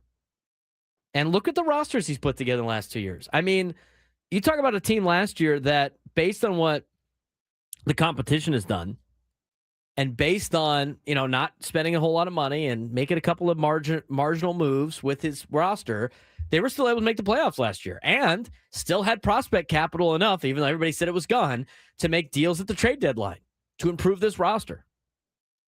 I think the starting rotation as is, and really putting a lot of pressure on Tristion McKenzie to turn it around in spring training on that minor league deal with that invite to spring training, I think the starting rotation right now can survive to the trade deadline. Oh, yeah, 100%. I think the Padres have to go get another starter before then. I don't think they could just go into the season with this, but if you had to, you can. But if you look at it, they did the same exact thing last year. They had Pivetta, Cease, and really that was it. And Randy Vasquez. That was their rotation last year. They had King for like a couple starts, but then then for the majority of the first half, as you're mentioning, Darvish wasn't there for most of the first half of the year. And then that number 5 spot was a constant rotation of guys like we're expecting it to be this year. So I mean, the only difference is you're expecting King back full time, ready to go. Pavetta's still there. You've replaced Cease with Musgrove. Vasquez is still there, and your number 5 spot is a rotation spot, is a revolving door. You're really in the same spot you were in last year. We keep seeing people post about the potential minor league deal for Jose Miranda. I haven't seen it from any of the big entities yet. Once we do, we'll think about it. But that's not a bad, if the Padres want to go that route, that's not a bad pickup either. Some of these minor league, I don't mind some of these minor league deals where you're taking a chance on some of these guys because he did it with Gavin Sheets. And it worked out for Gavin Sheets. I mean, Gavin Sheets got cut by the White Sox. Cut. Looked pretty good for the Padres last year. Yeah. Looked pretty good for the Padres last year. So we'll keep reporting on some of this stuff.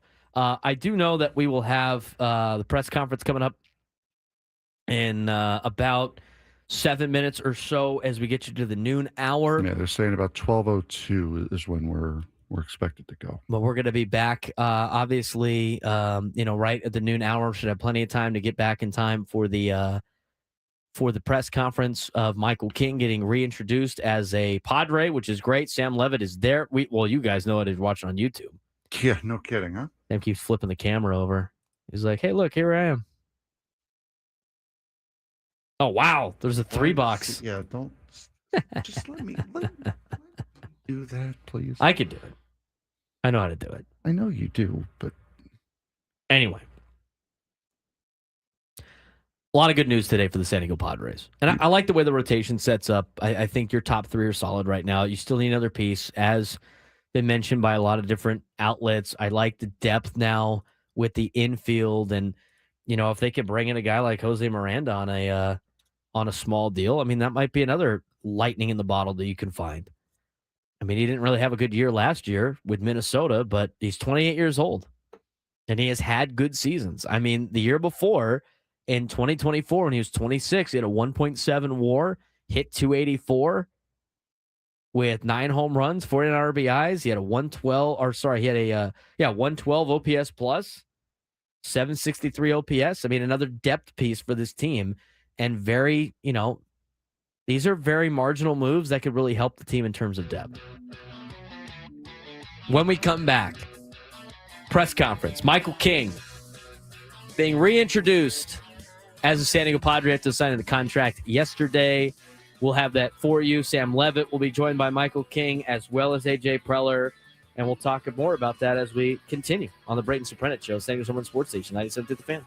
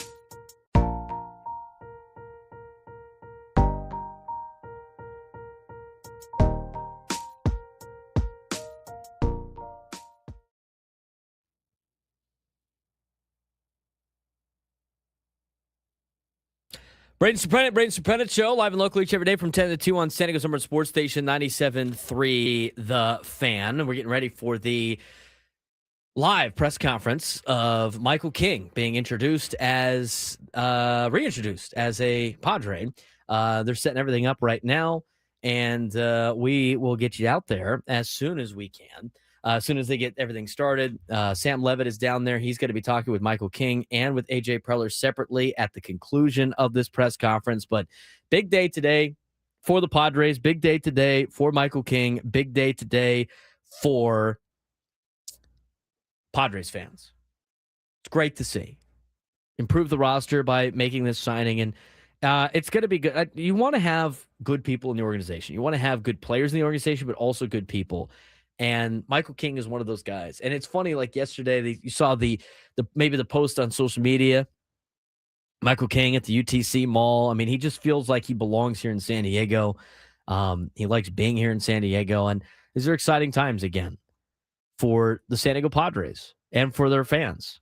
And I love the signing. And I think this is great for the rotation. But I don't think AJ Preller's done. And it's going to be interesting to hear what AJ Preller has to say with Sam about some of the things that might be in the works.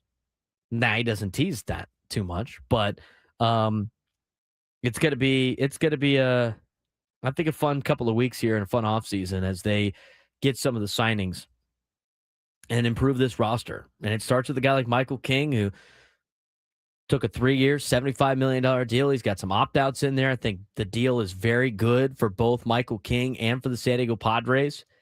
And as they get everything set up over there, we will toss it to Don Orsillo once they are ready to go down there at Petco Park. But these are always fun days. Here's Don. For this very special occasion for all of us. Greetings to all of our viewers and listeners at Padres.com, as well as 97.3 The Fan, and those of you watching on MLB Network. We are here to officially announce the signing of someone very familiar to all of us here and certainly the faithful. Everyone here at Petco Park is thrilled they return a pitcher, Michael King, to be announced here today.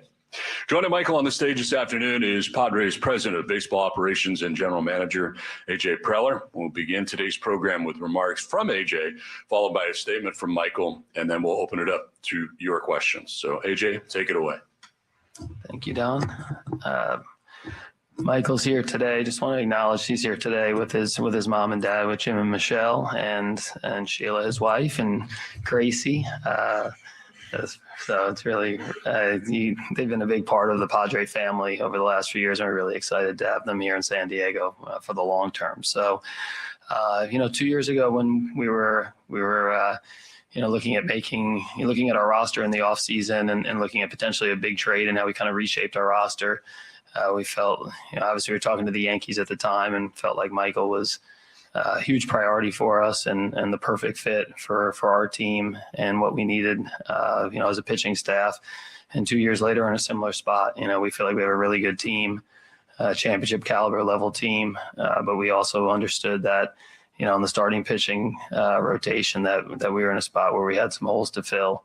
And as we sat down and prepped out the starting pitchers that were out there, Michael was somebody that we had very top priority on bringing back throughout the whole offseason. So I want to acknowledge Bobby Barrett, who's here, some twists and turns over the last few weeks, but, he was diligent that, at the end of the day, he knew Michael loved San Diego. He wanted to be a part of this thing, and we were able to work through it and find a way to get Michael here. Obviously for the fans of San Diego, we know what Michael brings in terms of his ability. That's pretty easy to see. Started opening day, started playoff games.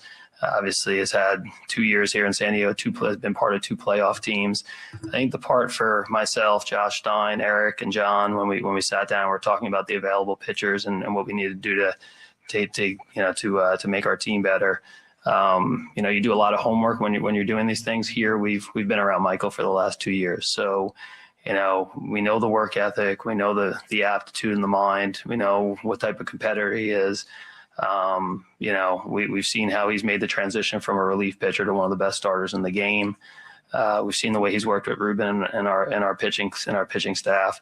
And anytime you're looking to make a big investment, you're just looking for somebody you trust. And for John, myself, Eric, Josh, it was a pretty easy decision, knowing that we have somebody that has the ability to be one of the best starters in the game and somebody that we trust a ton as a person. So very excited to be here today announcing Michael back with the Padres and the signing of Michael to a 3-year deal.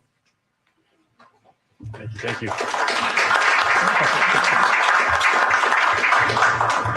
Well, thank you. First off, I want to say how excited I am to be back in San Diego. It's obviously one of the best ballparks, some of the best fans. It is where we started our family. It's where we started our foundation. So we have a lot of ties here. So thank you, John, for believing in me, and the whole Seidler family for believing in me. And obviously we share the same goal of bringing a championship here. I obviously a lot of trust in AJ. He does some crazy moves, but he always puts together a winning roster. And it's really fun to see what that roster ends up becoming. Eric, we've obviously already had a great relationship throughout it. It's a testament to the fan base that you've created here, and obviously the product that goes out there, but the events that is put on at Petco and how fan oriented this is, and it's going to be really special to bring a championship here. I see Ruben in the back over there. The coaching staff over here has been awesome in my development. Obviously, you're the centerpiece in that. Fritzy, Peter Somerville, Chris Apsachea, those guys have fully helped me develop into who I am now. I owe a ton to the ability that I have right now, and I really appreciate everything you've done for me these past 2 years. Bobby, I'm sure I am maybe an annoying client of yours because I have a lot of demands. And I'm sure that you annoy him maybe more than me, which I'm very happy about. But I really appreciate the contract that you were able to negotiate for me. I think that you knew that this is a place that I wanted to be at. And I'm really happy we were able to get something done. I have a lot to thank for my family. Obviously, my parents flew all the way out across the country just for a day just to see this. I know my sister and brother-in-law back home are watching. You guys have done so much for me. You never once complained about schedule or money or whatever it took to get me to where I'm at. And I couldn't be more appreciative. And my wife and baby girl over there, that'll get me emotional. But the sacrifices that you make, obviously, baseball wives they go through it, and we're on the road for half the year. I'm at the field for majority of the day, and you're kind of solo parenting for a lot of that. You've done a great job with our daughter. You've made me, I actually want you to look at the numbers, pre-2021 me and post-2021 me is a testament to how happy I am with my relationship and how much she pushes me. So I could not be more appreciative of everything you do for me and the family. So very excited to be back here. Obviously a ton of faces that are near and dear to my heart, and I can't wait to continue this for the next few years. Might have been an oversight, but I think you forgot broadcasters. You're right. The third inning, Mud has already said that I'm on the hook for that. So that actually brought the number down. I said it had to be more, but if I get those interviews with Don and Mud, I'll take a little less. All right. On that note, we'll open it up to the floor for questions. We have microphones on both sides of the room. With Devin and with Jorge as well. Please raise your hand, wait for the microphone, and then we'll call on you. And we'll start with AJ Casavell from MLB.com. Hi, Michael. Hey, AJ. This was obviously your first foray into free agency, your first kind of time getting to experience it. What was it like? And kind of take me through the journey and what you think brought you back to San Diego, how it ended up here. Very cool experience, very nerve-wracking experience. You have no idea how you're going to get valued. You have no idea what team will be interested in you. I was very fortunate to have the teams that I wanted to be interested in me. And then I got a little nervous. There wasn't much communication from AJ for a couple days there. But when he came calling, it was great for us. Obviously, Bobby knew where I wanted to be, and he continued to give me all the details throughout literally every day. I was getting multiple calls from him of different things. And when I heard that AJ was calling and interested, it definitely it made me a lot more excited and a little less nervous. So I think that it was a very fun experience now looking back at it, but definitely a lot of anxiety throughout the last few days. I know you mentioned a few things already, but when AJ called and when San Diego was kind of clearly an option for you, why was it the best option for you? I mean, it's very simple. I mentioned, obviously, family getting started here. We have so many roots here. The foundation that we have, the atmosphere playing here is just, it's second to none. And I think that the players that he has put together, the staff that he has put together, made it so it was very familiar to me and very fun to be a part of. And I think that we have some unfinished business, and I want to be a part of a championship team. And that was the number one pillar that I said of teams I wanted to go to. It needs to be a team that is going to win throughout the duration of the contract. And I have a ton of trust in AJ to do that, while Gracie's interrupting me, but it's her world. So yeah, those are the main reasons why I want to be back here, and could not be more excited that we got a deal done. Jeff Sanders. Hey, Mike. What was that timeline? Like, how far into free agency before you actually heard from AJ? I mean, early on, he expressed his interest. And then when did we start actually?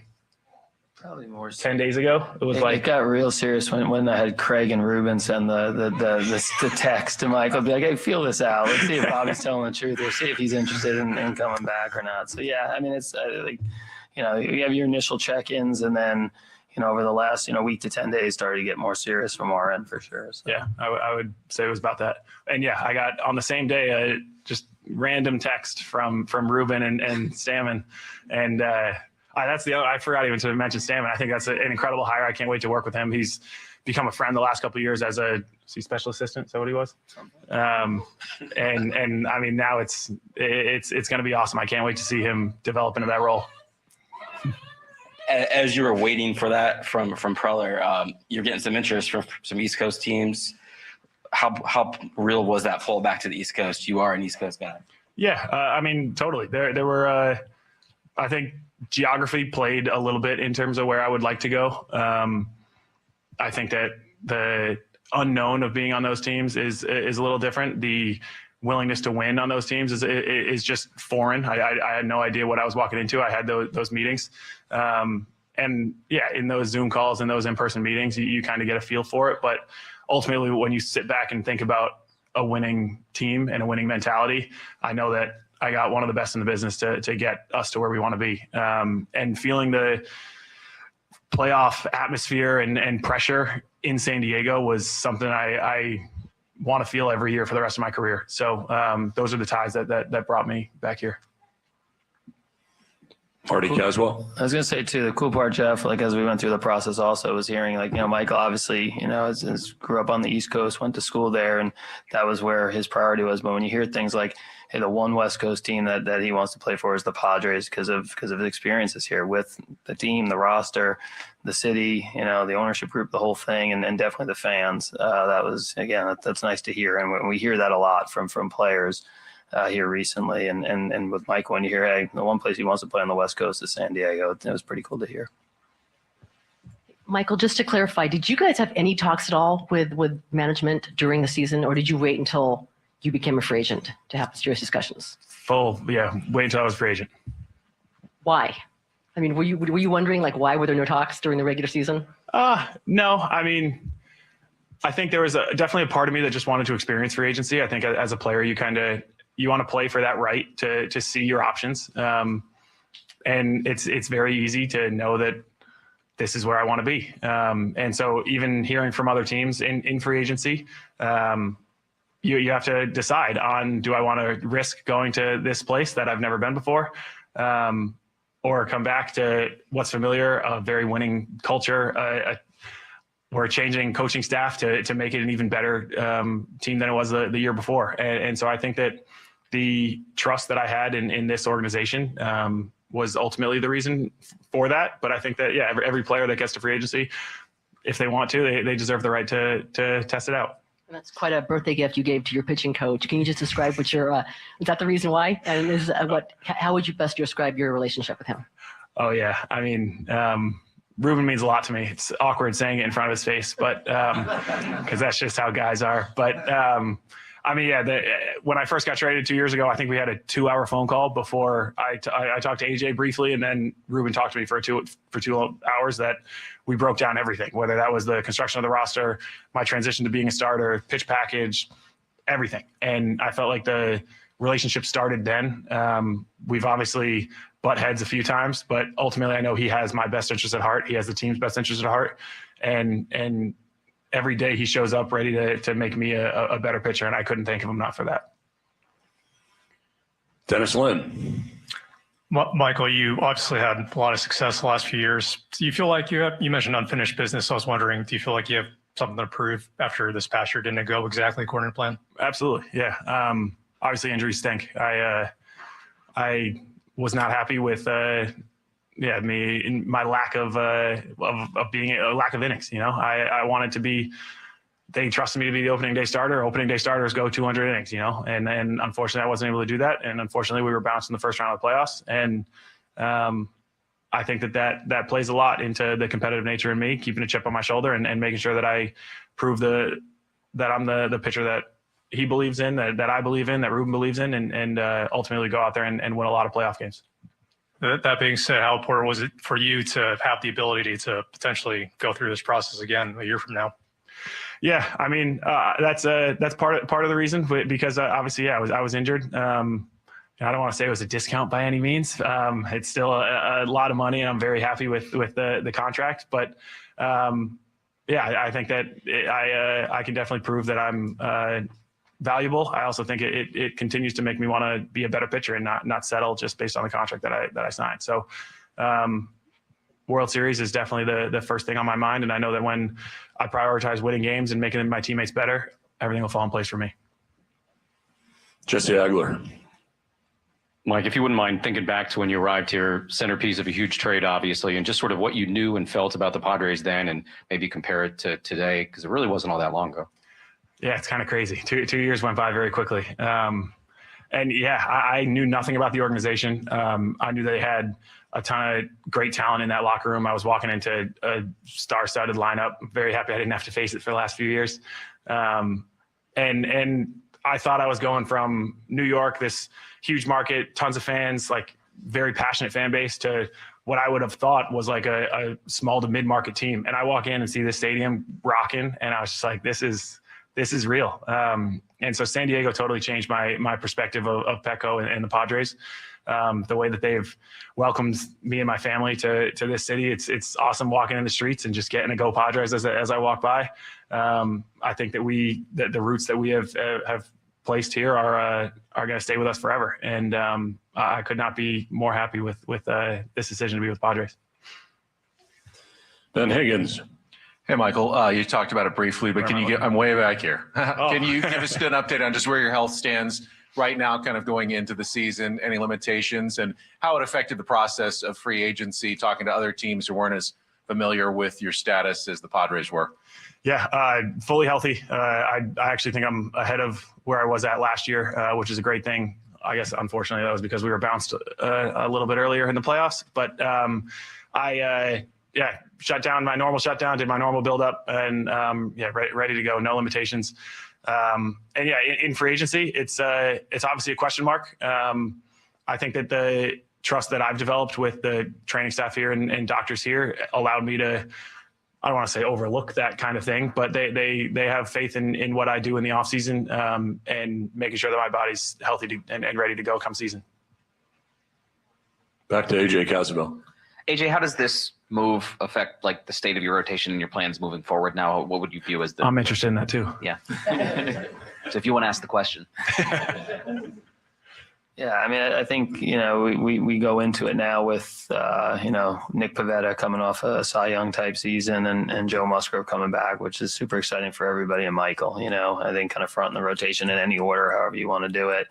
You got to start with starting pitching and elite performers that can throw innings. And yeah, I think for us, like having those three kind of leading it, and then a lot of competition after that. Obviously, there's still a lot of off season left, and we're going to look to continue to improve our team.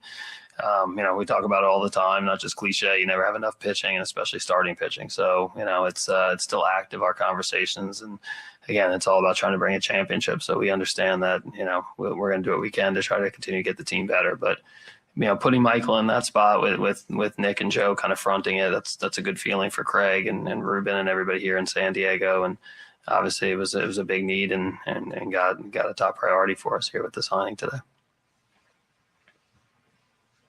Back to Jesse Agler. AJ, similar kind of question I asked to Michael. I mean, you were talking about the way conversations and negotiations go with free agents now here in San Diego and the way guys feel. How does that differ maybe from when you first started here and kind of the place that the organization is in now compared to them?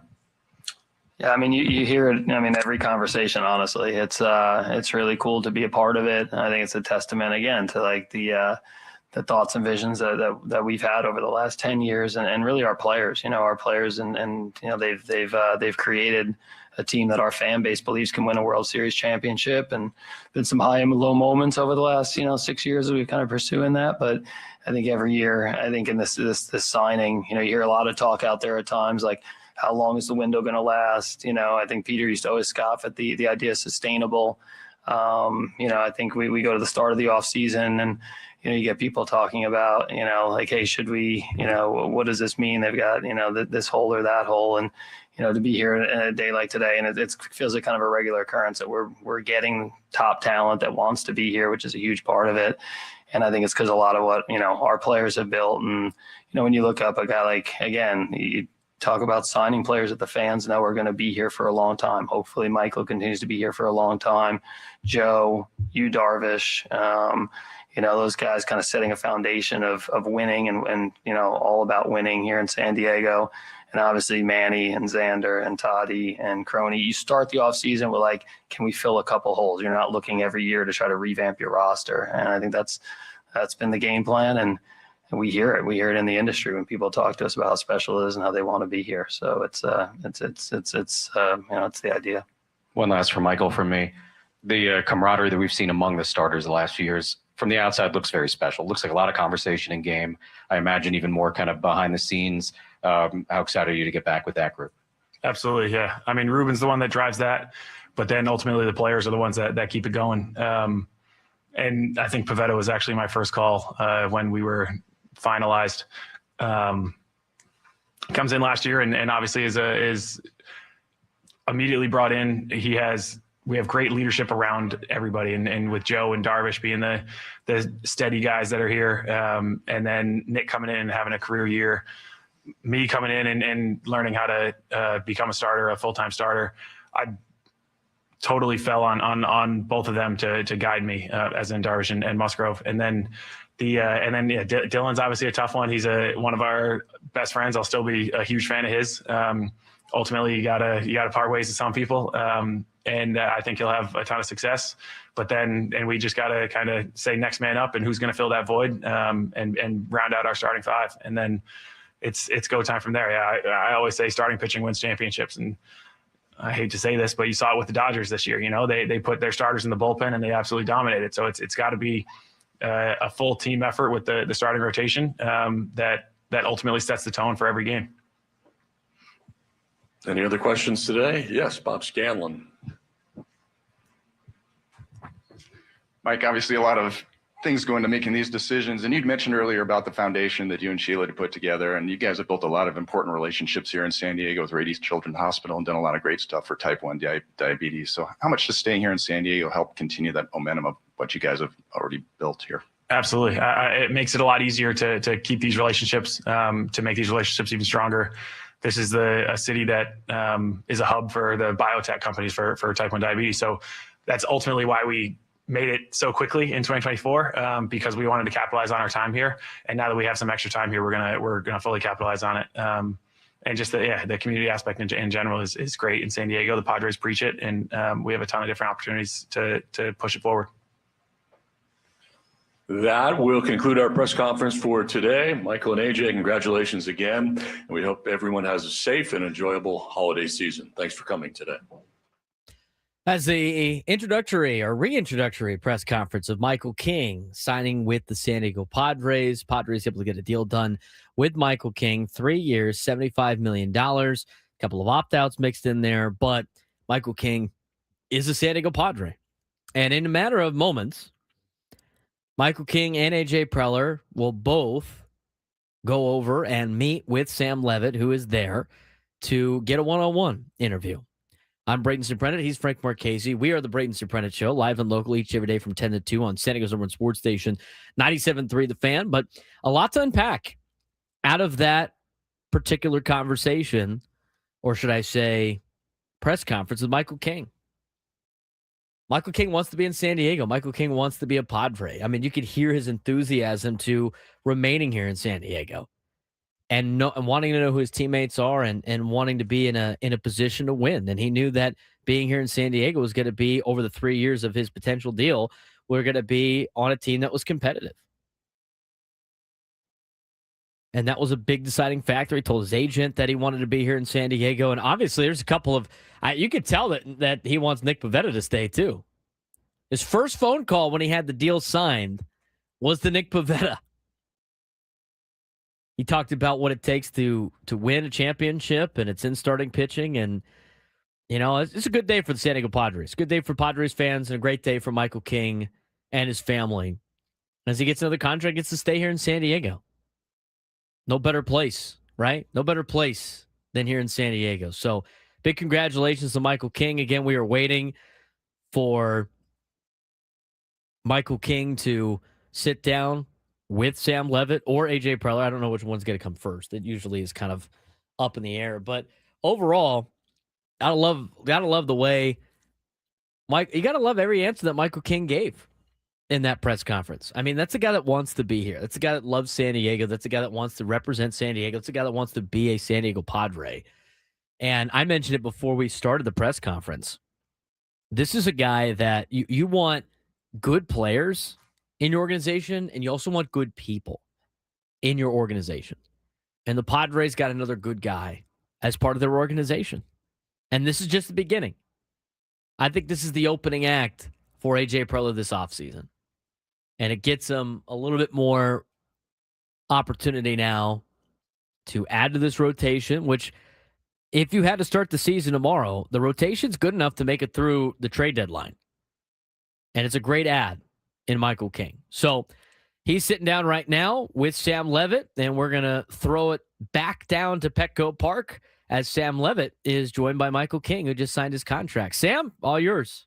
All right, guys, thanks so much here at Petco Park as we celebrate the Padres re-signing Michael King. Michael, certainly a great day for you, your family, Padres fans. This is just a great deal to have you back and have you part of the Padres family once again. Let's start with this. When you dig down, you think about growing up playing the game, your career to this point, the trade a couple of years ago, you're an East Coast guy going west, you've never lived in Southern California.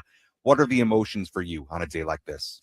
Absolutely incredible. That was my agent's main goal was he wanted me to be happy about the contract that I got, and playing back in San Diego was something that I was high up on my list. I think that my wife and I fell in love with the city. I think my parents fell in love with the city, and we could not be more excited to be back here and playing in front of these fans. Let's dive into that a little bit more, because during the press conference, you mentioned family, having roots here. Can you describe what about your experience here in San Diego in particular made you feel like this was a place in particular you wanted to be?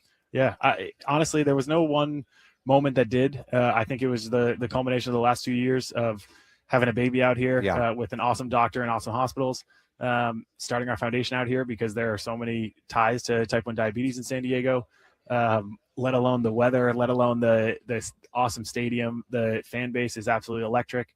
The team is a winning team. The players here, the coaches here, I just vibed really well with. And I think these last 2 years, it totally changed my perspective on the West Coast and West Coast baseball. And yeah, I'm very pumped to be back. The Padres have become sort of known for these unique contracts now. Nick Pivetta had sort of a similar deal that they put together last year, the opt-outs after this season, and possibly after 27 as well. Why did the structure of this contract in particular work for you?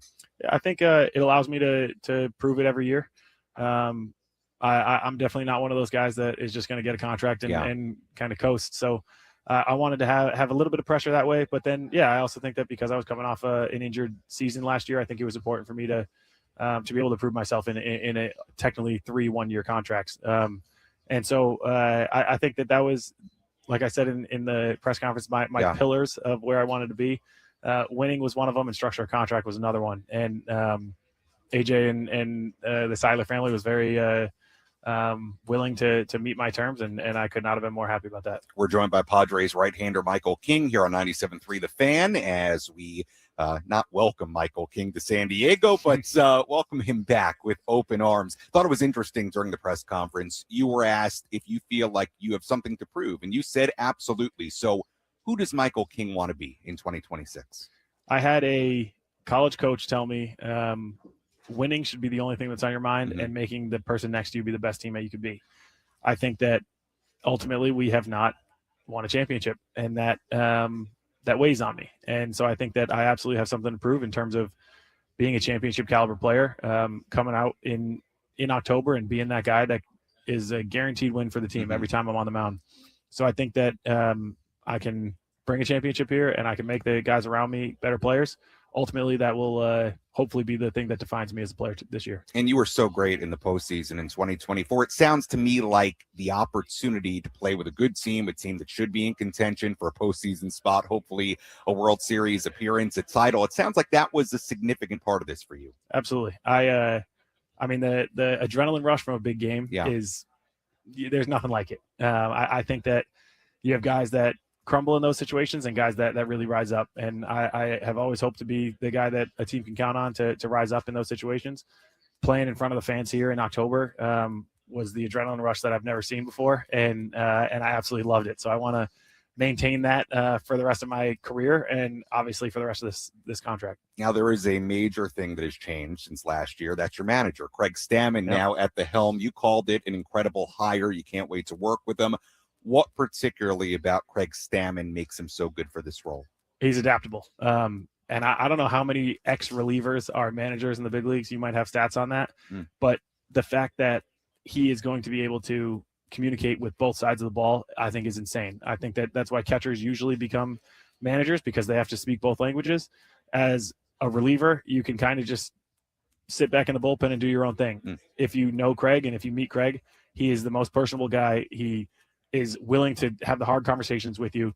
I think he's going to be awesome for our veteran leaders that we've had. He's played with them. He knows who they are as a player, as a person.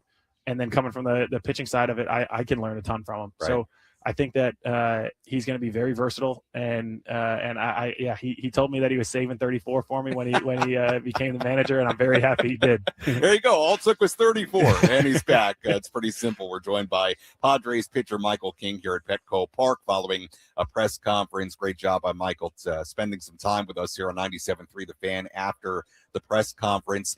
Obviously, you and Ruben Niebla, you've worked really well together. 2024 was a terrific year for you. You show up, you're transitioning into a starter, you do great things. It sounds like, from what you've said, the opportunity to work with Ruben in what's going to be an important 2026 for you personally, sounds like that was pretty significant in this, being able to work with Ruben. Absolutely. Absolutely. I think that throughout the free agent process, when you meet with these teams, you talk to their pitching coaches, you talk to their coordinators that have different ideas for you and how to develop a certain pitch or change a certain part of your mechanics to become a better pitcher. And ultimately, when I think about the relationship that I have with Ruben, it's the one that I wanted to be part of. And yeah, he was instrumental in my career and my transition to starter last year in 24. And the trust and faith that I have in him and hopefully he has in me will bring us to ultimately to where we want to be. So I'm very excited to get back to work with him and happy that line of communication is now back open. Finally, great to see your family here. Your wife, Sheila, your first child, Grace, who you and Sheila had over the summer. Your parents are here. Got to ask you, how's dad life in the off season? It's incredible. I mean, seeing the development of a kid that at that age is insane. We went to Barbados for a wedding and we were gone for 3 days, and I come back and she's doing things that she wasn't doing before that. So just at that age to see their development, to see their smiles, to feel that love is just it's absolutely incredible for me and Sheila. And I can't wait to see her grow up. Oh, Michael, it's rare when news drops, a move gets made where it seems like a fan base is all on the same page. And I will tell you, the news of you re-signing, it has been celebrated by Padres fans everywhere. And certainly from my perspective, good to have you around in 2026 and beyond. Congratulations to you and your family. Thanks so much for taking the time. We're very excited to be back. Thank you. All right. Michael King from Petco Park will step aside for a second. AJ Preller should join us in just a little bit. For now, Braden, back to you. Thank you, Sam. Great job with Michael King. As just a lot of great answers. And when you listen to Michael King speak about this contract, about what it means to be here in San Diego and what it means to raise a family here in San Diego, you can hear that. You can hear it in his voice how much this city means to him and how important it was for him to be here. You love having guys like that in your team. You love having guys like that on your team. And you love having guys like that here in San Diego. It's a perfect fit for this organization. And as Go Aztecs said in the chat on Twitch, you hear a leader when you hear him speak. So pretty great stuff out of Michael King. He crushed the press conference, crushed the interview with Sam. And we're waiting now for potentially, or it sounds like AJ Preller is going to join Sam and maybe even another guest based on what we have been told on some things. But overall, and I know you're talking to the line, we're watching the screen as well, Frank, but overall, you can't be more excited about Michael King staying as a Padre. No, absolutely. And of course, me being selfish, would have loved to have seen him in New York. But other than that, I mean, this is a really good fit. It has been over the last couple of years.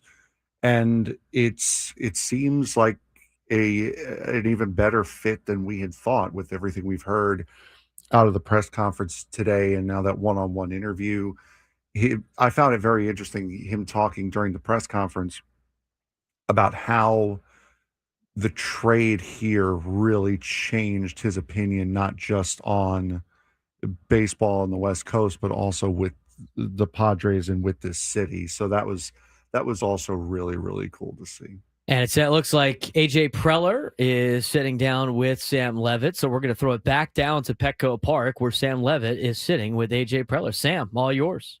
All right, Braden, thanks so much. We are back here at Petco Park following the Michael King presser, joined by Padres president of baseball operations and general manager AJ Preller. AJ, congratulations to you on another deal getting done. Obviously, Michael King, when he's going right, he is one of the best pitchers in baseball. I know a lot of us very excited to have him back. Hearing him talk at the press conference felt like his experience here played a big part in him wanting to be here in San Diego in particular. How significant of an advantage is that when you, the front office here, have created an environment that players want to be a part of? Yeah, I think it continues to be an advantage for the Padres. Obviously, it's what our you look up and, I think starting really and, with Manny and when Manny came here and, in 19, becoming a place that people started seeing. And Michael talked about it today. Like, this is a team that can compete with anybody, a market that can compete with anybody, a market that can compete for world championships. So, with Michael, I think it was a big part of it was the fact that he had 2 years here playing in front of these fans, playing with this roster. Being a part of the organization. So he had a lot of different options because he had, obviously he's got a lot of ability and different deal structures and different things that he could have done. But ultimately, I think his experience here in San Diego, with our group and our players, a testament to the organization, a testament to a lot of our players that made it an attractive place for him to be again. We've certainly seen what Michael King can do when he's at the top of his game. I mean, his stuff is electric, some of the best in baseball. From a pure pitching standpoint, what made Michael somebody you, number one, identified during the trade process with the Yankees, but also somebody now in free agency that you looked at and said, we've got to find a way to get that guy back?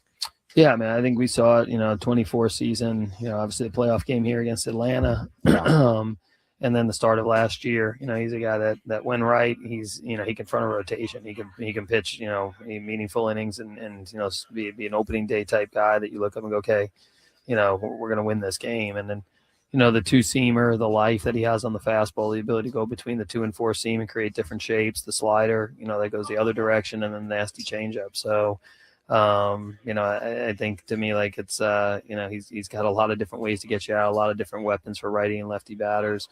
We've seen it here over the last 2 years. We saw it a lot in 24, and we're banking on seeing that guy here going forward. Speaking of what he did in 24, what gives you confidence that after what was, I know, a season that didn't go the way he wanted, the way you wanted from the injury standpoint, what gives you confidence that he can replicate what he did in 24 and 2026 and beyond? Yeah, I mean, obviously we did a lot of homework. We obviously, have been with him here for the last couple of years. I think a big part of it, our medical team, and the confidence that we have with our medical group, and they've kept our pitchers historically here on the field for most of the last, 6 or 7 years. And, having the history with Michael and trusting, our doctors and our training staff talking about, this is something that we can, that we feel good about, and feel good about having Michael, throw a lot of innings in this contract.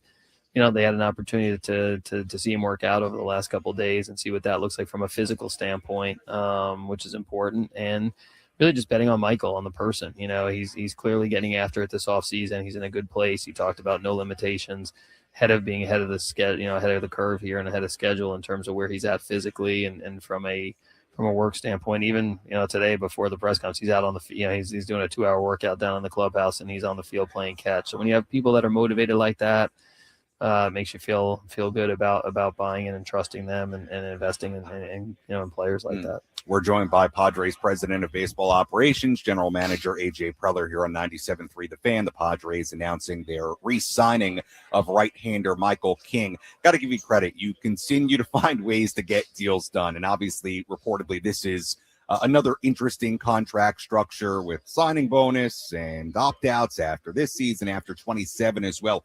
From your perspective, what was the thinking behind this kind of contract structure for Michael? Yeah, there's, again, I think we try to find ways to get things done. I think that's part of it, but I think, there's risk in all different deal structures, so I think for us, to me, we've, you can look out and do, a longer term deal like we do with the Jackson Merrill or Fernando Tatis. You can do opt-outs, opt-ins. There's all different things that we have a creative group that likes to talk about, hey, is this a good thing, bad thing? At the end of the day, we try to do, what we feel like is good and sets us up for success, and also find a way to partner with the player to talk about, something that's important to him. So I think the way we did the deal structure fits with our budget for this year, because it's a chance to continue to add to the team. Honestly, I think, and then also, like Michael talked about, you're going to have a very motivated player that's going to be very, very interested in potentially, maxing out the contract. And, hopefully that's with us over a long period of time. But, we feel like we've done it with some other players, and we've seen kind of the value of having some guys super motivated, and ends up being the best of both worlds, where hopefully you get them for a long time, but in the short term, they're very motivated to go out on big years. One of the interesting things about some of the deals you've made from a trade standpoint the last few years, there are so many different tentacles to them when you kind of look at the map of how the moves go. A couple of years ago, you make the trade with New York. King is one of the centerpiece elements of that package, coming back for Juan Soto. How do you put into context not only being right about Michael King and his potential as a starter, but now keeping him beyond his initial contract? Yeah, I mean, I think, again, like Michael, obviously you're trading a player like Juan Soto. Yeah. So acquiring somebody like Juan, you've got to get real talent to do it. Yeah. You're acquiring a generational type player. And then when we got to a point where we felt like, hey, he may not be here long term, moving somebody like him, you needed to get, both depth and quality. And, I think we're, the deal after for the 24 season set us up to have a lot of success, and Michael was a huge part of it. So being able to re-up Michael and, kind of see somebody that was a big part of that deal that has a chance to impact now just for more seasons, I think that's it's a nice part of it. It wasn't the reason why we did the deal or anything like that. We understood, hey, Soto at that time was a deal that we liked and helped us out for 24 and 25. But going forward, being able to keep Michael here because he had the experience here the last couple of years, we've gotten to know him. And obviously we're able to line up on a deal. I think that's a nice part of it for sure. Finally, I don't mean to put you on the spot, but there are reports that the Padres have signed Korean infielder Sung-Mun Song. Not asking you to confirm that, but is there anything you can tell us at least about the player he is? I know you're very clued into the international baseball community. Yeah, no, I think, a player, Song is a guy, he's, coming from Kiwoom, so the last 3 players that have come out of Korea from Kiwoom, Ha-Sung Kim that was here, so very familiar with them and their team, and then Jung Hoo Lee and Hae-Sung Kim. So it's there's a lot of eyes on the KBO, a lot of eyes on that Kiwoom team. He's a left-handed hitter that throws right hand and won a Gold Glove last year at third base. Can also play second base, and we've seen from good defenders and athletes that can move around the field. Will probably, at the end of the day, like our scouts talked about, his ability to play him in different spots and impact a game or a team in different ways. Yeah. He's had 2 really good years, the last 2 years. So I think that got us, more scouting and more eyeballs on him because of the production from the last 2 years. So we'll see how the next couple of days. He's got the deadline. Hopefully we're able to line up on it and see where he stands with us. AJ, appreciate the time. Again, congratulations to you on getting this deal done for a really, really quality right-handed pitcher. Appreciate it. Happy holidays to you, and we'll talk to you at some point in 2026. Same to you, Sam. Thank you very much. All right, AJ Preller, Padres president of baseball operations and general manager, joining us here on 97.3 The Fan. Braden, we'll send it back to you. We may not be done here from Petco Park. May have one more special guest joining us, so stay tuned. Yeah, we were well prepared for that, Sam. Thanks again for the great work down there at Petco Park, as it's a big day here in San Diego. I'm Braden Surprenant. This is the Braden Surprenant Show on San Diego Summer Sports Station 97.3 The Fan. Just wrapped up the Michael King press conference, and Sam Levitt had been talking to Michael King and just recently AJ Preller, and there is one more guest potentially showing up with Sammy here in the next couple of minutes or so. So you want to keep it right here on 97.3 The Fan before we go to the top of the hour, obviously, and then the final hour of our show before we lead you into Gwynn and Chris for the final Gwynn and Chris show of 2025.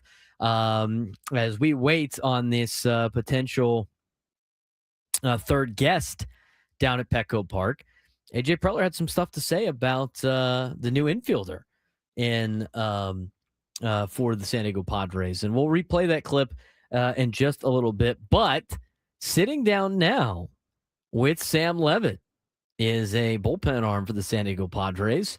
It is Jason Adam joining Sammy down there at Petco Park. So we're going to send it down to Sam one more time, as Sam Levitt is now joined by Jason Adam as we send it back down to Petco Park. Sam, one more time. All right, Braden, thanks so much. We are joined by Padres reliever Jason Adam here. Jason at the ballpark, getting a workout in today, and here for the Michael King press conference. Michael noted, though, that Jason was a little bit late. So before it gets anything else, tell us, what are you doing right now workout-wise? Where are you at as you recover from the injury? Yeah, that as far as everything for me, it's going great. Knee feels great. Getting some strength back. I've been playing catch now for a few weeks, so kind of on a normal throwing progression. We're adding in some running, some pool running. So, I mean, I feel more and more optimistic about being ready for opening day. Wow. I mean, it's always a process. You have to see, God willing, how it unfolds. But I'm excited about where I'm at. That's excellent to hear. Jason Adam joining us here on 97.3 The Fan. Obviously, a big day for Michael King, one of your teammates. I know you two have grown close over the last couple of years as part of this pitching staff. From your perspective, what makes Michael somebody that the Padres would circle and say, we want to bring that guy back? Yeah, I mean, he's got the whole package. He's a gamer on the mound, and he backs that up with elite stuff and elite execution, and no moment's too big for him. So I don't know what more you could want in a starter. He's out there. He's ace material. I'm excited. I feel like I can check out for a little bit in the games when he's in there. So bullpen loves Michael's start days. It's all around a great signing. What about the person, Michael King? Because from my perspective, and I know a lot of us who cover Michael, I mean, you just don't find a nicer guy. And he was that way from the moment he got traded to San Diego, the moment he showed up in the clubhouse at spring training. What makes Michael King a special person? Yeah, I mean, like you said, he's one of the best in the league as far as a person. Yeah. And I don't say that lightly. He cares for his teammates, and he's not just like saying kind words. He's backing it up with his actions. If you're working on finding a new pitch, he's going to sit down with you and do the homework and work on it with you. So he'll put the effort in to be a good teammate. He's naturally a great person, just a great family to have in our organization, a great family to play alongside. Yeah. So he's a fantastic person. From the pitching standpoint, you got into it a little bit, but what makes Michael so unique to you from a stuff standpoint? Because it's obvious. I'm no pitching guru, but I watch a lot of baseball. It's obvious Michael has elite stuff, some of the best in the game. From your perspective, what makes Michael's stuff so elite? Yeah, I think the movement profiles are elite as far as like horizontal break, vertical break, all that. And then his angle where he kind of steps across, he's deceptive. That adds to it.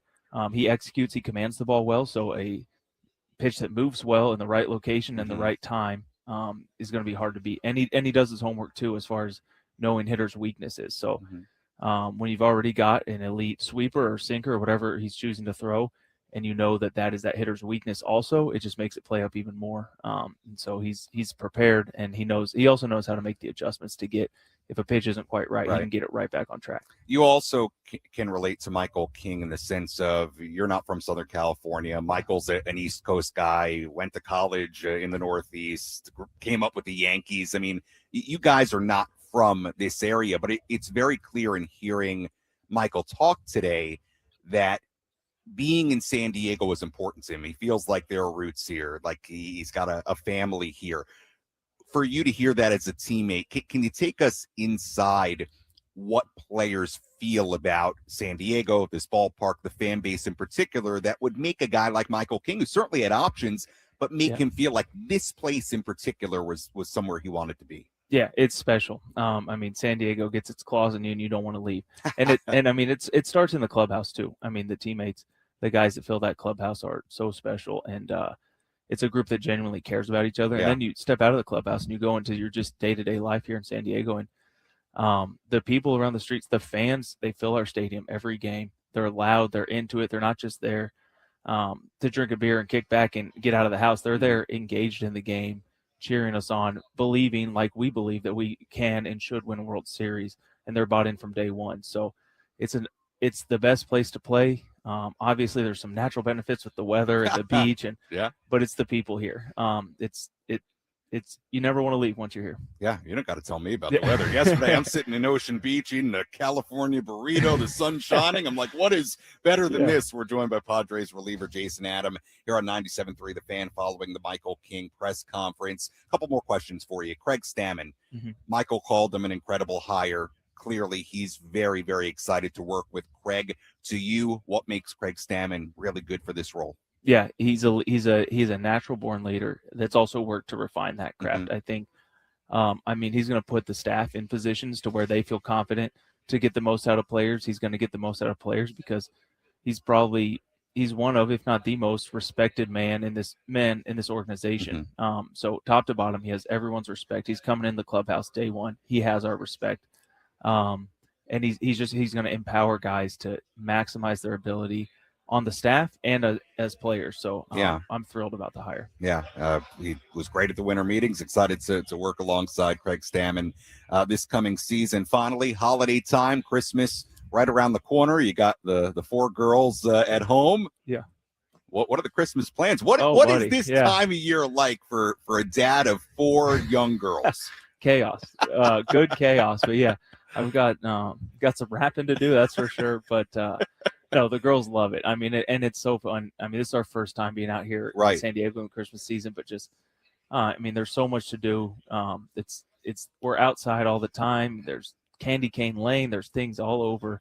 The girls are having the time of their lives. It makes parenting a little easier to be outside. And we're excited to celebrate Christmas and hopefully take some of the focus, teach our girls that it's not all about us and about consumption, and try to look outward a little bit, but also just let them be kids and enjoy it. Well, Jason, appreciate the time you showed up for a workout today and to watch the Michael King press conference. And you didn't know that you were going to do an interview as well. So we appreciate the time. Okay. Best of luck with everything as you return from the injury. Sounds like everything's going really well. Merry Christmas. Happy holidays to you and your family. Thanks so much. Thank you. Same to you. Jason Adam joining us here on 97.3 The Fan here at Petco Park. A big thank you to Michael King, to AJ Preller, to Jason Adam for joining us. A big thank you to Dave Marcus, producer engineer, who has been here this afternoon getting us on the air. Adam Klug here as well, helping out. And that will conclude our coverage from Petco Park. Great to hear from everybody, and always good to talk baseball here from downtown San Diego as we get towards New Year's, and before you know it, spring training will be here. Braden, back to you.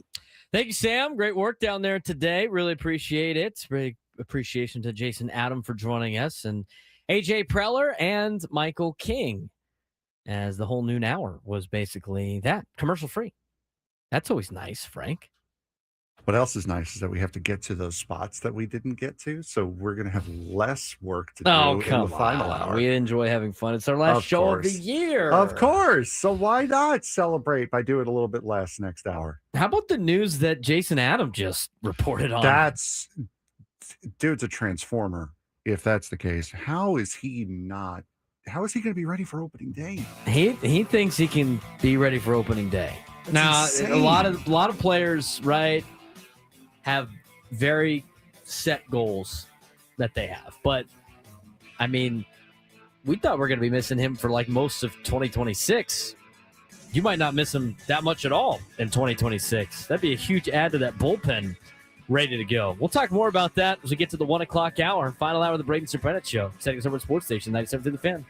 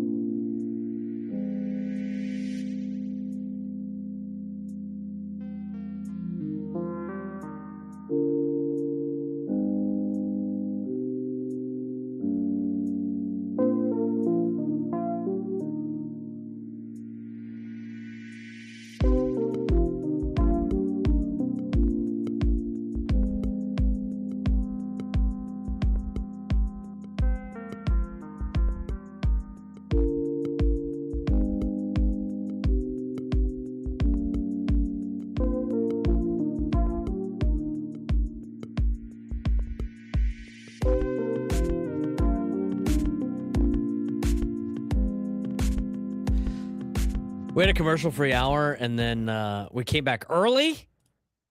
What are we doing?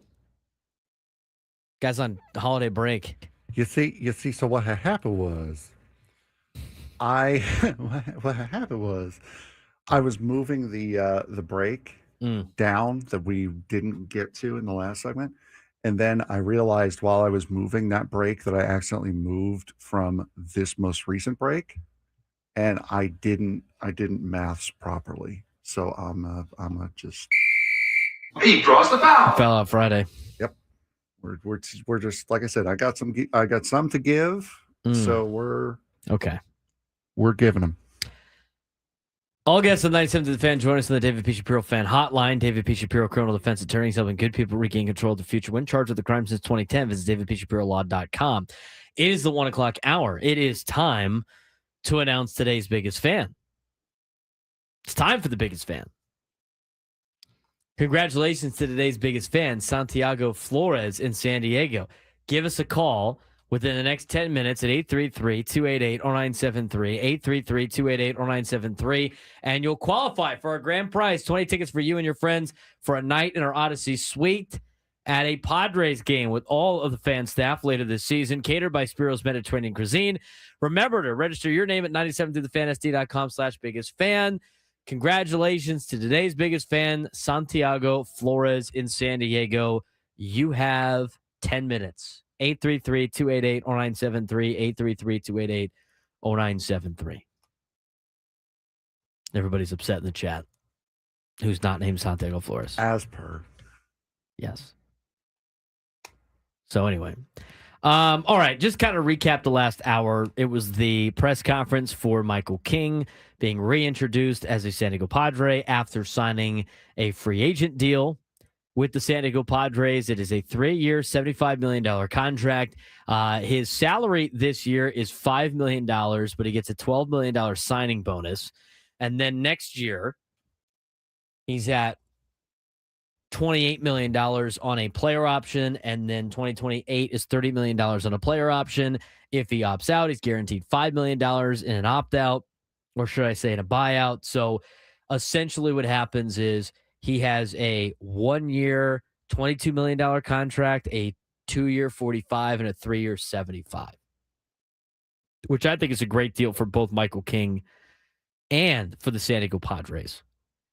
That wasn't the only player that the Padres signed, reportedly. We do not have any confirmation yet, although AJ Preller did speak about KBO star Sungmun Song. And Frank's working on getting that audio for the afternoon show, correct? Let me know when you have it, because I would like to play that again just to talk a little bit more about what the Padres think about Sungmun Song. But the one thing I do remember off the top of my head from that particular conversation with Sam Levitt about the new infielder was they really value the last 2 years that he has had, and they have been really good numbers put up in the KBO for Sungmun Song. So we'll see how that plays out, but I think it's a good signing for the Padres. Again, it's being reported. It's not official yet. And then the other part of news during this hour press conference that we had, if you want to go back and listen to the press conference, it'll be posted on our wherever you get your podcasts, all that stuff. You can rewind on this particular YouTube video. You can watch it and see it. And, there's one-on-ones with Sam Levitt and AJ Preller, one-on-ones with Sam Levitt and Michael King, and one-on-ones with Sam Levitt and Jason Adam. Jason Adam had interesting news. He was working out today. He's doing his progressions, right, to get back on the field. And he made it. He had this optimistic viewpoint that things are lining up where he could potentially be ready for opening day. That's obviously his goal. It's not a guarantee. There could be setbacks, all this sort of stuff. But the fact that that's even part of the time frame, it kind of goes in line with some of the reports that he was expected to throw off a mound, at least in spring training, Frank. And when you got that news, it was all right, well, he shouldn't be that much further away from competing in the regular season if he's going to do it in spring training. So the fact that it's even a possibility that he could be back for opening day. I think that's huge news for the San Diego Padres today. Yeah, no, that's absolutely mental because my thought was, okay, with the original timeline, it was about 9 months, which means puts him back in like the middle of June, start ramping up into baseball readiness. There's a good chance you may not see him until after the All-Star break I thought was the earliest based off of the original timeline. But if he's saying that he's going to be ready to compete come opening day and possibly spring training, that's absolutely insane. His ability to recover from that injury. Well, just nuts. Just think about what the bullpen potentially looks like now. I mean, at the entire season, your bullpen's locked in. Yeah. I mean, we were under the assumption, like when you go through the bullpen, and that was the whole conversation from the potentially moving some bullpen arms to the starting rotation. They're like, oh, well, you can move a couple, but like you're not going to have Jason Adam until the end of the season, like till halfway through the season, yada, yada, yada, yada. But you start looking at this bullpen the Padres have with Jason Adam. I mean, Mason Miller, Adrian Morejon, Jason Adam, Jeremiah Estrada. It's the same. You picked up an asset. It's back to the 4 without Robert Suarez, right? Adam, Morejon, Miller, and Estrada. You're back to what you were. You're back to having the 4 horsemen. That's not even including guys like David Morgan, Wandy Peralta, Bradley Rodriguez, who could be part of the equation. Yuki Matsui, who's under contract. You got other players, too, like Johnny Brito coming back from injury. Guys like Brian Hoeing, who are coming back. I mean, the bullpen's loaded. And you just got a massive upgrade at the beginning part of the season, potentially, with Jason Adam talking about he might be ready to go by opening day. That's great news. We'll wait and see. It's December 19th, so he has some time to continue to recover. He has some time to continue to progress, do his rehab. We'll see what it's like when he's actually like pitching and all that stuff. But I think that's great news for the bullpen for the San Diego Padres.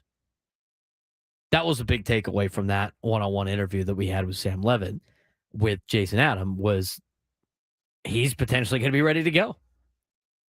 The other big news, of course, I thought somebody in the YouTube chat brought up a good point when it comes to Michael King.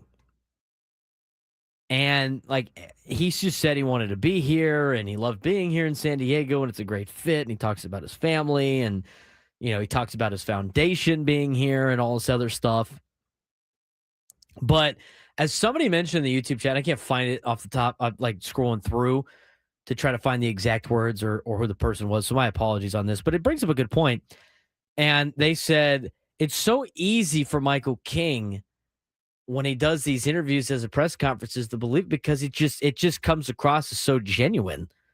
I totally echo those words in a big way. It was great hearing from Michael King, knowing that he wanted to be a Padre, knew what it meant to live in San Diego. You heard that a little bit with Jason Adam too, and Jason Adam was talking about this is the first December that they have had, him and his family growing up here. But it's great to have people that want to be part of this community, that want to be part of the Padres organization, which is one thing, because it's easy when you get the contract and the team is expected to win and they put money in winning and you want to be in an organization that takes care of you financially, but also puts you in the best position to win. But you have a lot of guys that like being part of this community in San Diego. Guys like Jason Adam, guys like Michael King, and there it is again. It's Hudman 5 in the Utah. He doesn't try. He doesn't try to give the correct answer. He just freely speaks, and you believe it because it's genuine about he wants to be here, and he wants to raise his family here, and he wants to be part of San Diego. And the thing is I think it's such a breath of fresh air to listen to a guy like Michael King. And I think the Padres have a lot of these guys that, they want to get paid what their fair due, but they want to be in a place that fits them fully, right? Again, a pace that wants to win. They want to help the people around them. They want to better their teammates. They want to be there for the team. They want to be, they're very team-oriented, pull the rope in the right direction kind of people. I think you got that out of Michael King. Not to say that nobody really believed it to begin with, because they definitely did. Every time he does those interviews in the third inning with Don and Mud, you could tell he really enjoys his time here in San Diego. But also you could hear like the leadership side of him. But you have guys on this team like Jackson Merrill. You got guys on this team like Xander Bogaerts. You got guys on this team like Michael King and Joe Musgrove and Jake Cronenworth. And you're getting all of these players that know what it means to be a Padre. They have established what it means to be a Padre. They lead by example, and they love being in the San Diego community. And so you got good guys in the organization that are also good players, and that sets up for a lot of success. The other couple things that Michael King talked about, and Go Aztecs jumped on it early in the YouTube chat, but it's totally true. But, it's the little things with this team. And I talk about the little things all the time because the little things are very important. They lead to larger areas for the Padres and just organizations in general. Ruben Niebla texted him congratulations on the sign. Michael King, first person he reached out to after signing, Nick Pivetta. And then the Joe Musgrove factor with this team. It's set up for success. I love the additions that they have made. And as discussed before, I don't think this is the end for the Padres in terms of the offseason. I think this is just the beginning. I think it's just the beginning. But the deal, I think, is very team-friendly. I think the deal is very Michael King-friendly. I think it sets up for more potential deals here in the near future.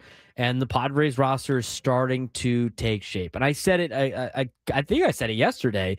You got to have some patience with the way the roster is constructed.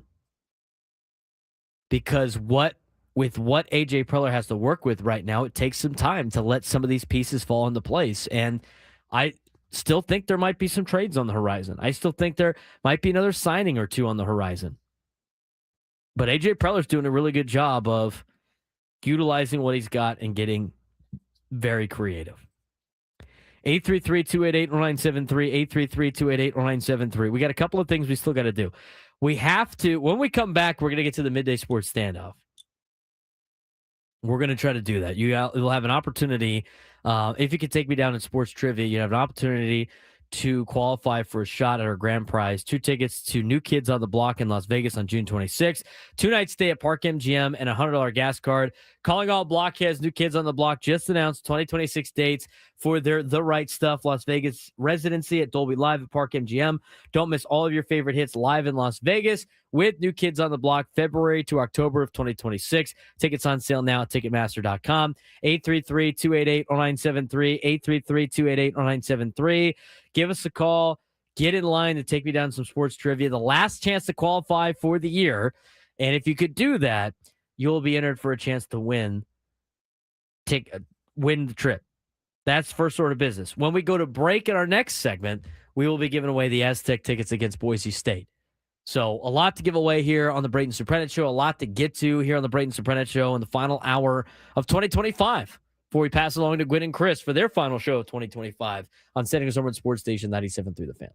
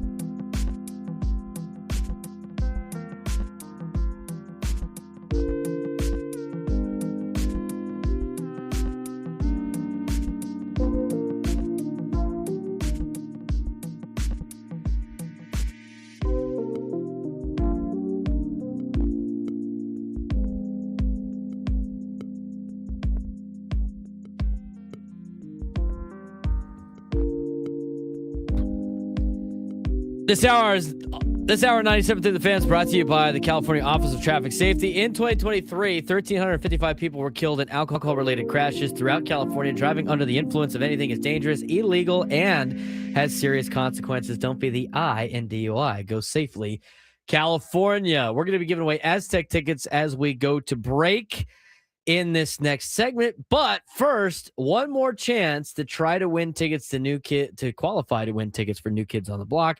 Let's get to today's Midday Sports Standoff, a Christmas edition.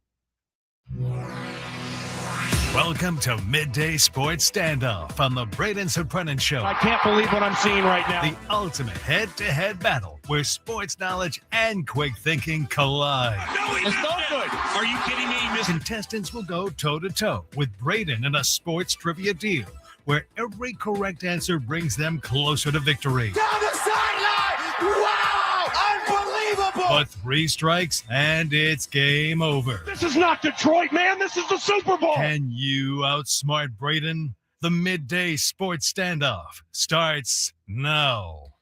Last chance to qualify for this particular prize. Who is our contestant today? Today it is Jocelyn in Oceanside. Jocelyn, how are you? Hello, guys. I'm fantastic. Thanks for asking. Of course. All right. So today you wanted us to go easy. We wanted it to be a Christmas deal. So our topic for today, exactly as Nate put it in the chat. No, that is the Frank version of the question. Name the countries that Santa goes to in order. Yeah, no. What? No. No geography. That's No. a Frank No. question. No, Frank. According to IMDb, what are the top 10 most popular Christmas movies? Oh, Top 10 most popular Christmas movies. Jocelyn, you have the first crack. Die Hard, because it is a Christmas movie. I love that it's on there too. Die Hard is number 3 on the Die list. Hard's number 3. I love it so much. There's got to be some old classics on there. Let's go with It's a Wonderful Life. It's a Wonderful Life might be number 1. I had to watch that in Jocelyn? school. Elf. Elf is number 7. Really? Mm-hmm. National Lampoon's Christmas Vacation. That would be number 6. Duh. Home Alone. Home Alone is number 2. Nate's asking questions. Rambo had a Christmas tree in the background. Does that count? No, Nate. Rudolph the Red-Nosed Reindeer. That would be number 5. What? Okay, because I just saw this at the Old Globe, The Grinch, or How the Grinch Stole Christmas, whatever you want to call it. No, it is What? not. What kind of terrorist list are you looking at, Frank? Wow. What? IMDb. It's number 16. I said it's from IMDb. It's number 16, Braden. Okay, I'm going to... Jocelyn needs a comeback here. Miracle on 34th Street. That is number 9. Jocelyn, you can so mad. still get it. Hold on. I'm still trying to process how mad I am about that.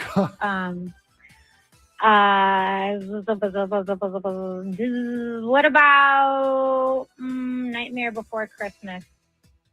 Or is that a Halloween movie? Or is that a... No. Oh my God. No. That's number 17, actually. You got 16 and 17. Oh my Braden. How many are left? 2? There's 3 left. There's 3 left. If I get one more, do I win? No, you get 5, so No, you you- would tie. It would tie. What about the Polar Express? Polar Express is not in the top 10. It is 12. The door's opened. There's 2 movies. There's I'm walking there's in. 2 movies that I'm walking play in. every single year. Yes. A Charlie Brown Christmas. What? Is that number 18? Frank! What the? Is it? It's number 21. We're not going with the X's. Forget the X's. Why? Forget that. You upset about the X's? Well, no, that would have been number 3 for Jocelyn. So it's Christmas time. We're trying Let to her- give something away. She can guess. She can guess again. She can guess. We're trying again. to give something away. Braden? I don't want to guess. I let her guess Oh, again. okay. Go ahead, Jocelyn. Okay, then how about They play every single I year. know. You'll One shoot of them your is eye on out. all They day. play a lot of movies they play all the ones I said every year too. But You'll A shoot Christmas your eye Story. out. There you go. Yeah. Yes, Christmas Story is number 8. Braden. Thank God. We're missing 2. Yes, we're missing 2. We're missing 4 and 10. 10 I had never heard of, but that's You can tell me what that is later. There's so many different versions of this, but it's done so many different times. A Christmas Carol, Ebenezer Scrooge, and stuff like that. correct. That is number 4. Jocelyn, number 10. It's up Oh to my you God. here. Charlie Brown Christmas. What did you say it was? 21? It was 21. Wow. Uncultured people. See, there's something Uncultured. wrong with that list. How about Claus? Have you seen that? It's with a K. No. Check your list, Frank. It's right there, number 4. I'm just kidding. I don't know what your list says, obviously. No! Santa Claus is coming to town? Now you're just A saying year without songs. Santa Claus? Jingle bells, jingle bell, jingle bell rock. College football playoff? College football Jingle bell rock. What's number 10? I'm going to tell you if this list Silent Night. is a joke or not based on number 10. You're already iffy Okay, with Die Hard, but I'll allow it. I am on the IMDb I know where website. you're at. I just let me No. know. Number 10 is Gremlins. Gremlins is a Halloween movie. That's why How I is that a said- Christmas movie? That's why I get. Gremlins? I'm on. Oh, because the gremlin was a IMDb. Christmas gift? No. Do you know the okay. three? Do you know the 3 important rules about the gremlins? No, I don't. It's like Jocelyn, don't get them wet. Jocelyn, Make sure they- hang on the Don't get line. them wet. Don't get them wet. They Hang- can't In the stay up hopper. late, or don't feed them after midnight. Jocelyn, hang on the line. Don't scare them or something like that. I did not. Gizmo was the name of the gremlin. Cole Brooks calling me scraping. Everybody's booing you. No, it's Boo, it's Frank, literally boo this man. Go on the IMDb website. I did not make All this right, let me- list. let I me did go- not put it together. Let me pull this up and let me I see. am literally on the IMDb website. It says top 100 Christmas movies of all time. It says It's a Wonderful Life, Home Alone, Die Hard, Yes. Christmas Carol. Yes. The Muppet Christmas Carol's better. I digress. Okay, wonderful. Rudolph the Red-Nosed Reindeer, National Lampoon's Christmas Vacation, Elf, A Christmas Story, Miracle on 34th Street, and Gremlins. Thank you. How is Gremlin? First of all, I remember watching I had Gremlins never like around seen- Halloween. I've seen Gremlins. I had never seen it. It was made in 1984. And they have these. They're these little Furby characters, and it's like a little cute thing. But like, if you get the thing wet, or if you feed it after midnight, I think, or like you scare it or something like that, it turns into like a animal. Yeah. It turns into like a beast that kills people and stuff. I was so I can't hoping- imagine that being a Christmas movie, but apparently it Jocelyn, is. I was so hoping you were going to say Bad Santa because that's number 11, and would've I could given it to him? I could swing that one. Mm-hmm. Polar Express was 12. Edward Scissorhands. I How don't is that a see- yeah, I Christmas don't movie? see that as a Christmas movie. That's why you had said do the top 15, and then I saw Edward Scissorhands on there. I'm like, no, that's not a Christmas movie. I just saw Scrooge the other day. That's an interesting concept. Trading Places. Christmas movie. How the Grinch Stole Christmas. Yeah. Nightmare. It honestly, like 15 to 20 make a little bit more Yeah, are sense. more Christmas movies. Yeah. Santa Claus is Coming to Town comes at 24. Batman Returns comes in at 27. Why? Because penguins in it? Because there's snow? You don't make fun of penguins. The Snowman. Never heard of it. That's number 30. Some of these are ridiculous. How is... Okay, Juan, I'm being serious now. Because I have seen Edward Scissorhands. I don't remember. How is it a Christmas How movie? is it a Christmas movie? I'm not saying you're wrong. I'm genuinely wanting to learn. Edward chopped up the neighborhood bushes. So I've heard.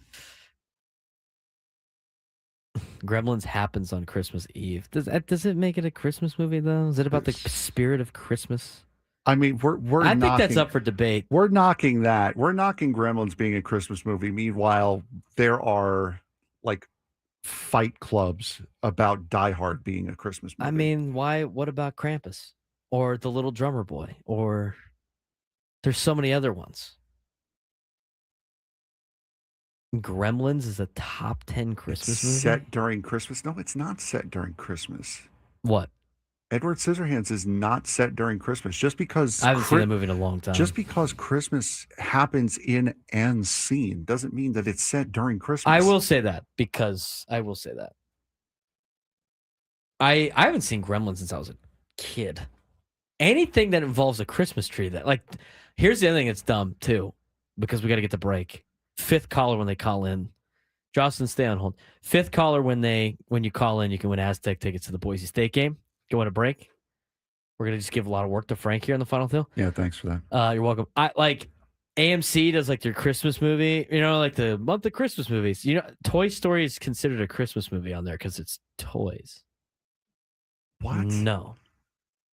Why? Because they celebrate in the last scene. It's Christmas. Scene is Christmas, and they got the little soldiers are like announcing what the Christmas presents Those are birthday presents at the beginning. At the beginning, at the end, they have the Christmas stuff. It's a puppy. Ah. Castaway's a Christmas movie. There it is. I think you can make a case for any movie that has a tree.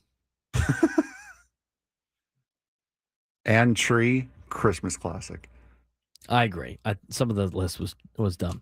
833-288-0973, 833-288-0973. Fifth caller, and you will win tickets to the Aztecs game against Boise State in college basketball. That is coming up on January 3rd at Viejas Arena. Tickets at goaztecs.com. Final segment of the Braden Surprenant Show for 2025 when we come back. Wrap things up. San Diego's number sports station, 97 to the Fan.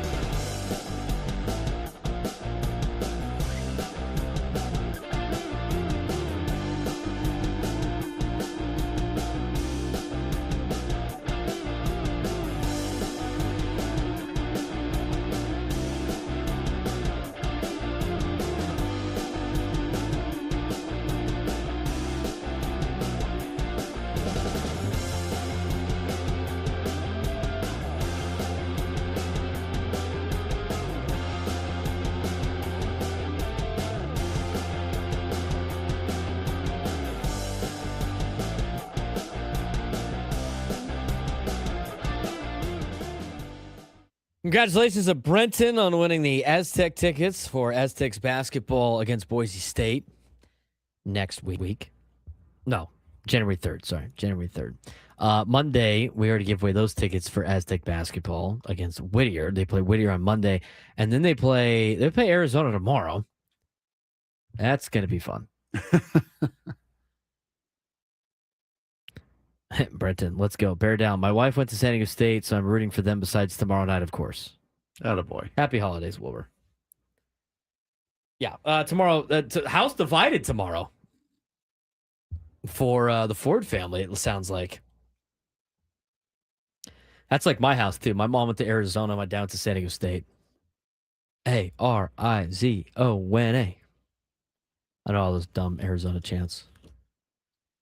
The U of A chants will be pretty loud tomorrow, probably. We'll see if San Diego State can keep it close with Arizona tomorrow. That's going to be a big game. And as of right now, Frank, since we put all of the show together last night and we didn't get to any of it, let's get all of it right now. Yeah, we got 7 minutes.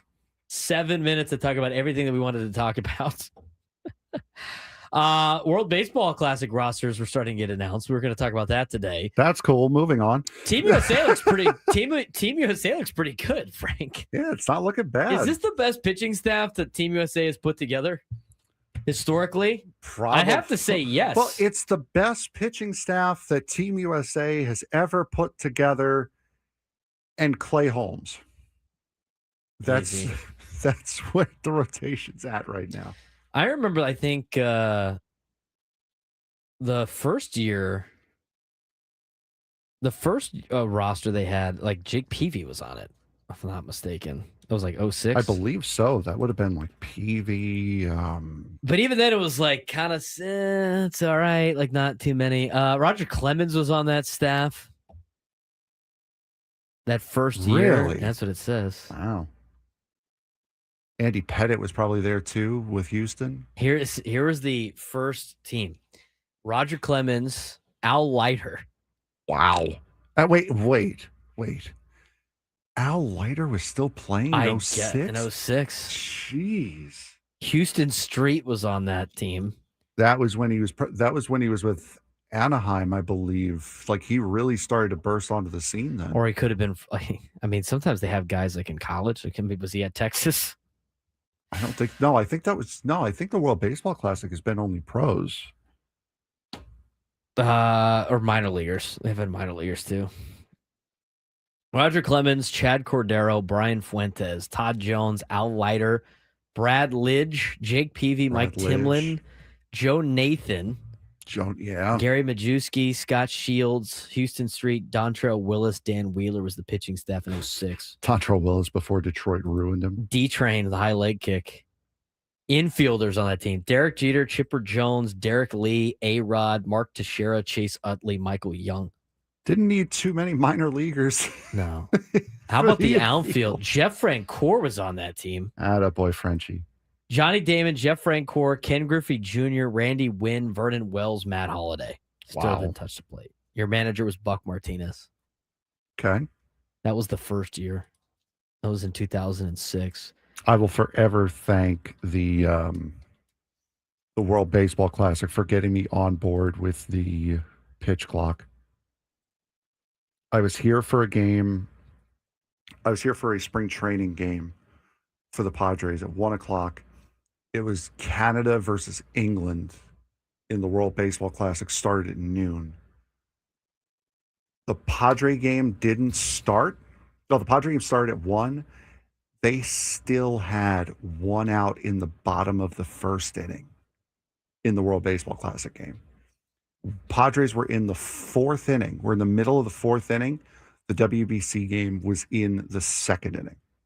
Now, granted, there were a lot of runs scored, but still, that was when I was like, you know what? This pitch clock gimmick might not be all that bad. World Baseball Classic roster for Team USA in 2000. And I played again in 2009. Mm-hmm. Let's see the pitching staff. I'm trying to find it real quick. There it is.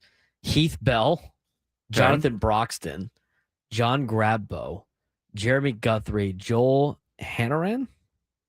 Yeah, Hanrahan, yeah. Hanrahan. LaTroy Hawkins. There you go. JP Howell, Ted Lilly, Matt Lindstrom, Roy Oswalt, Jake Peavy, JJ Putz, Scott Shields, JJ Matt Thornton, Putz. Brad Ziegler.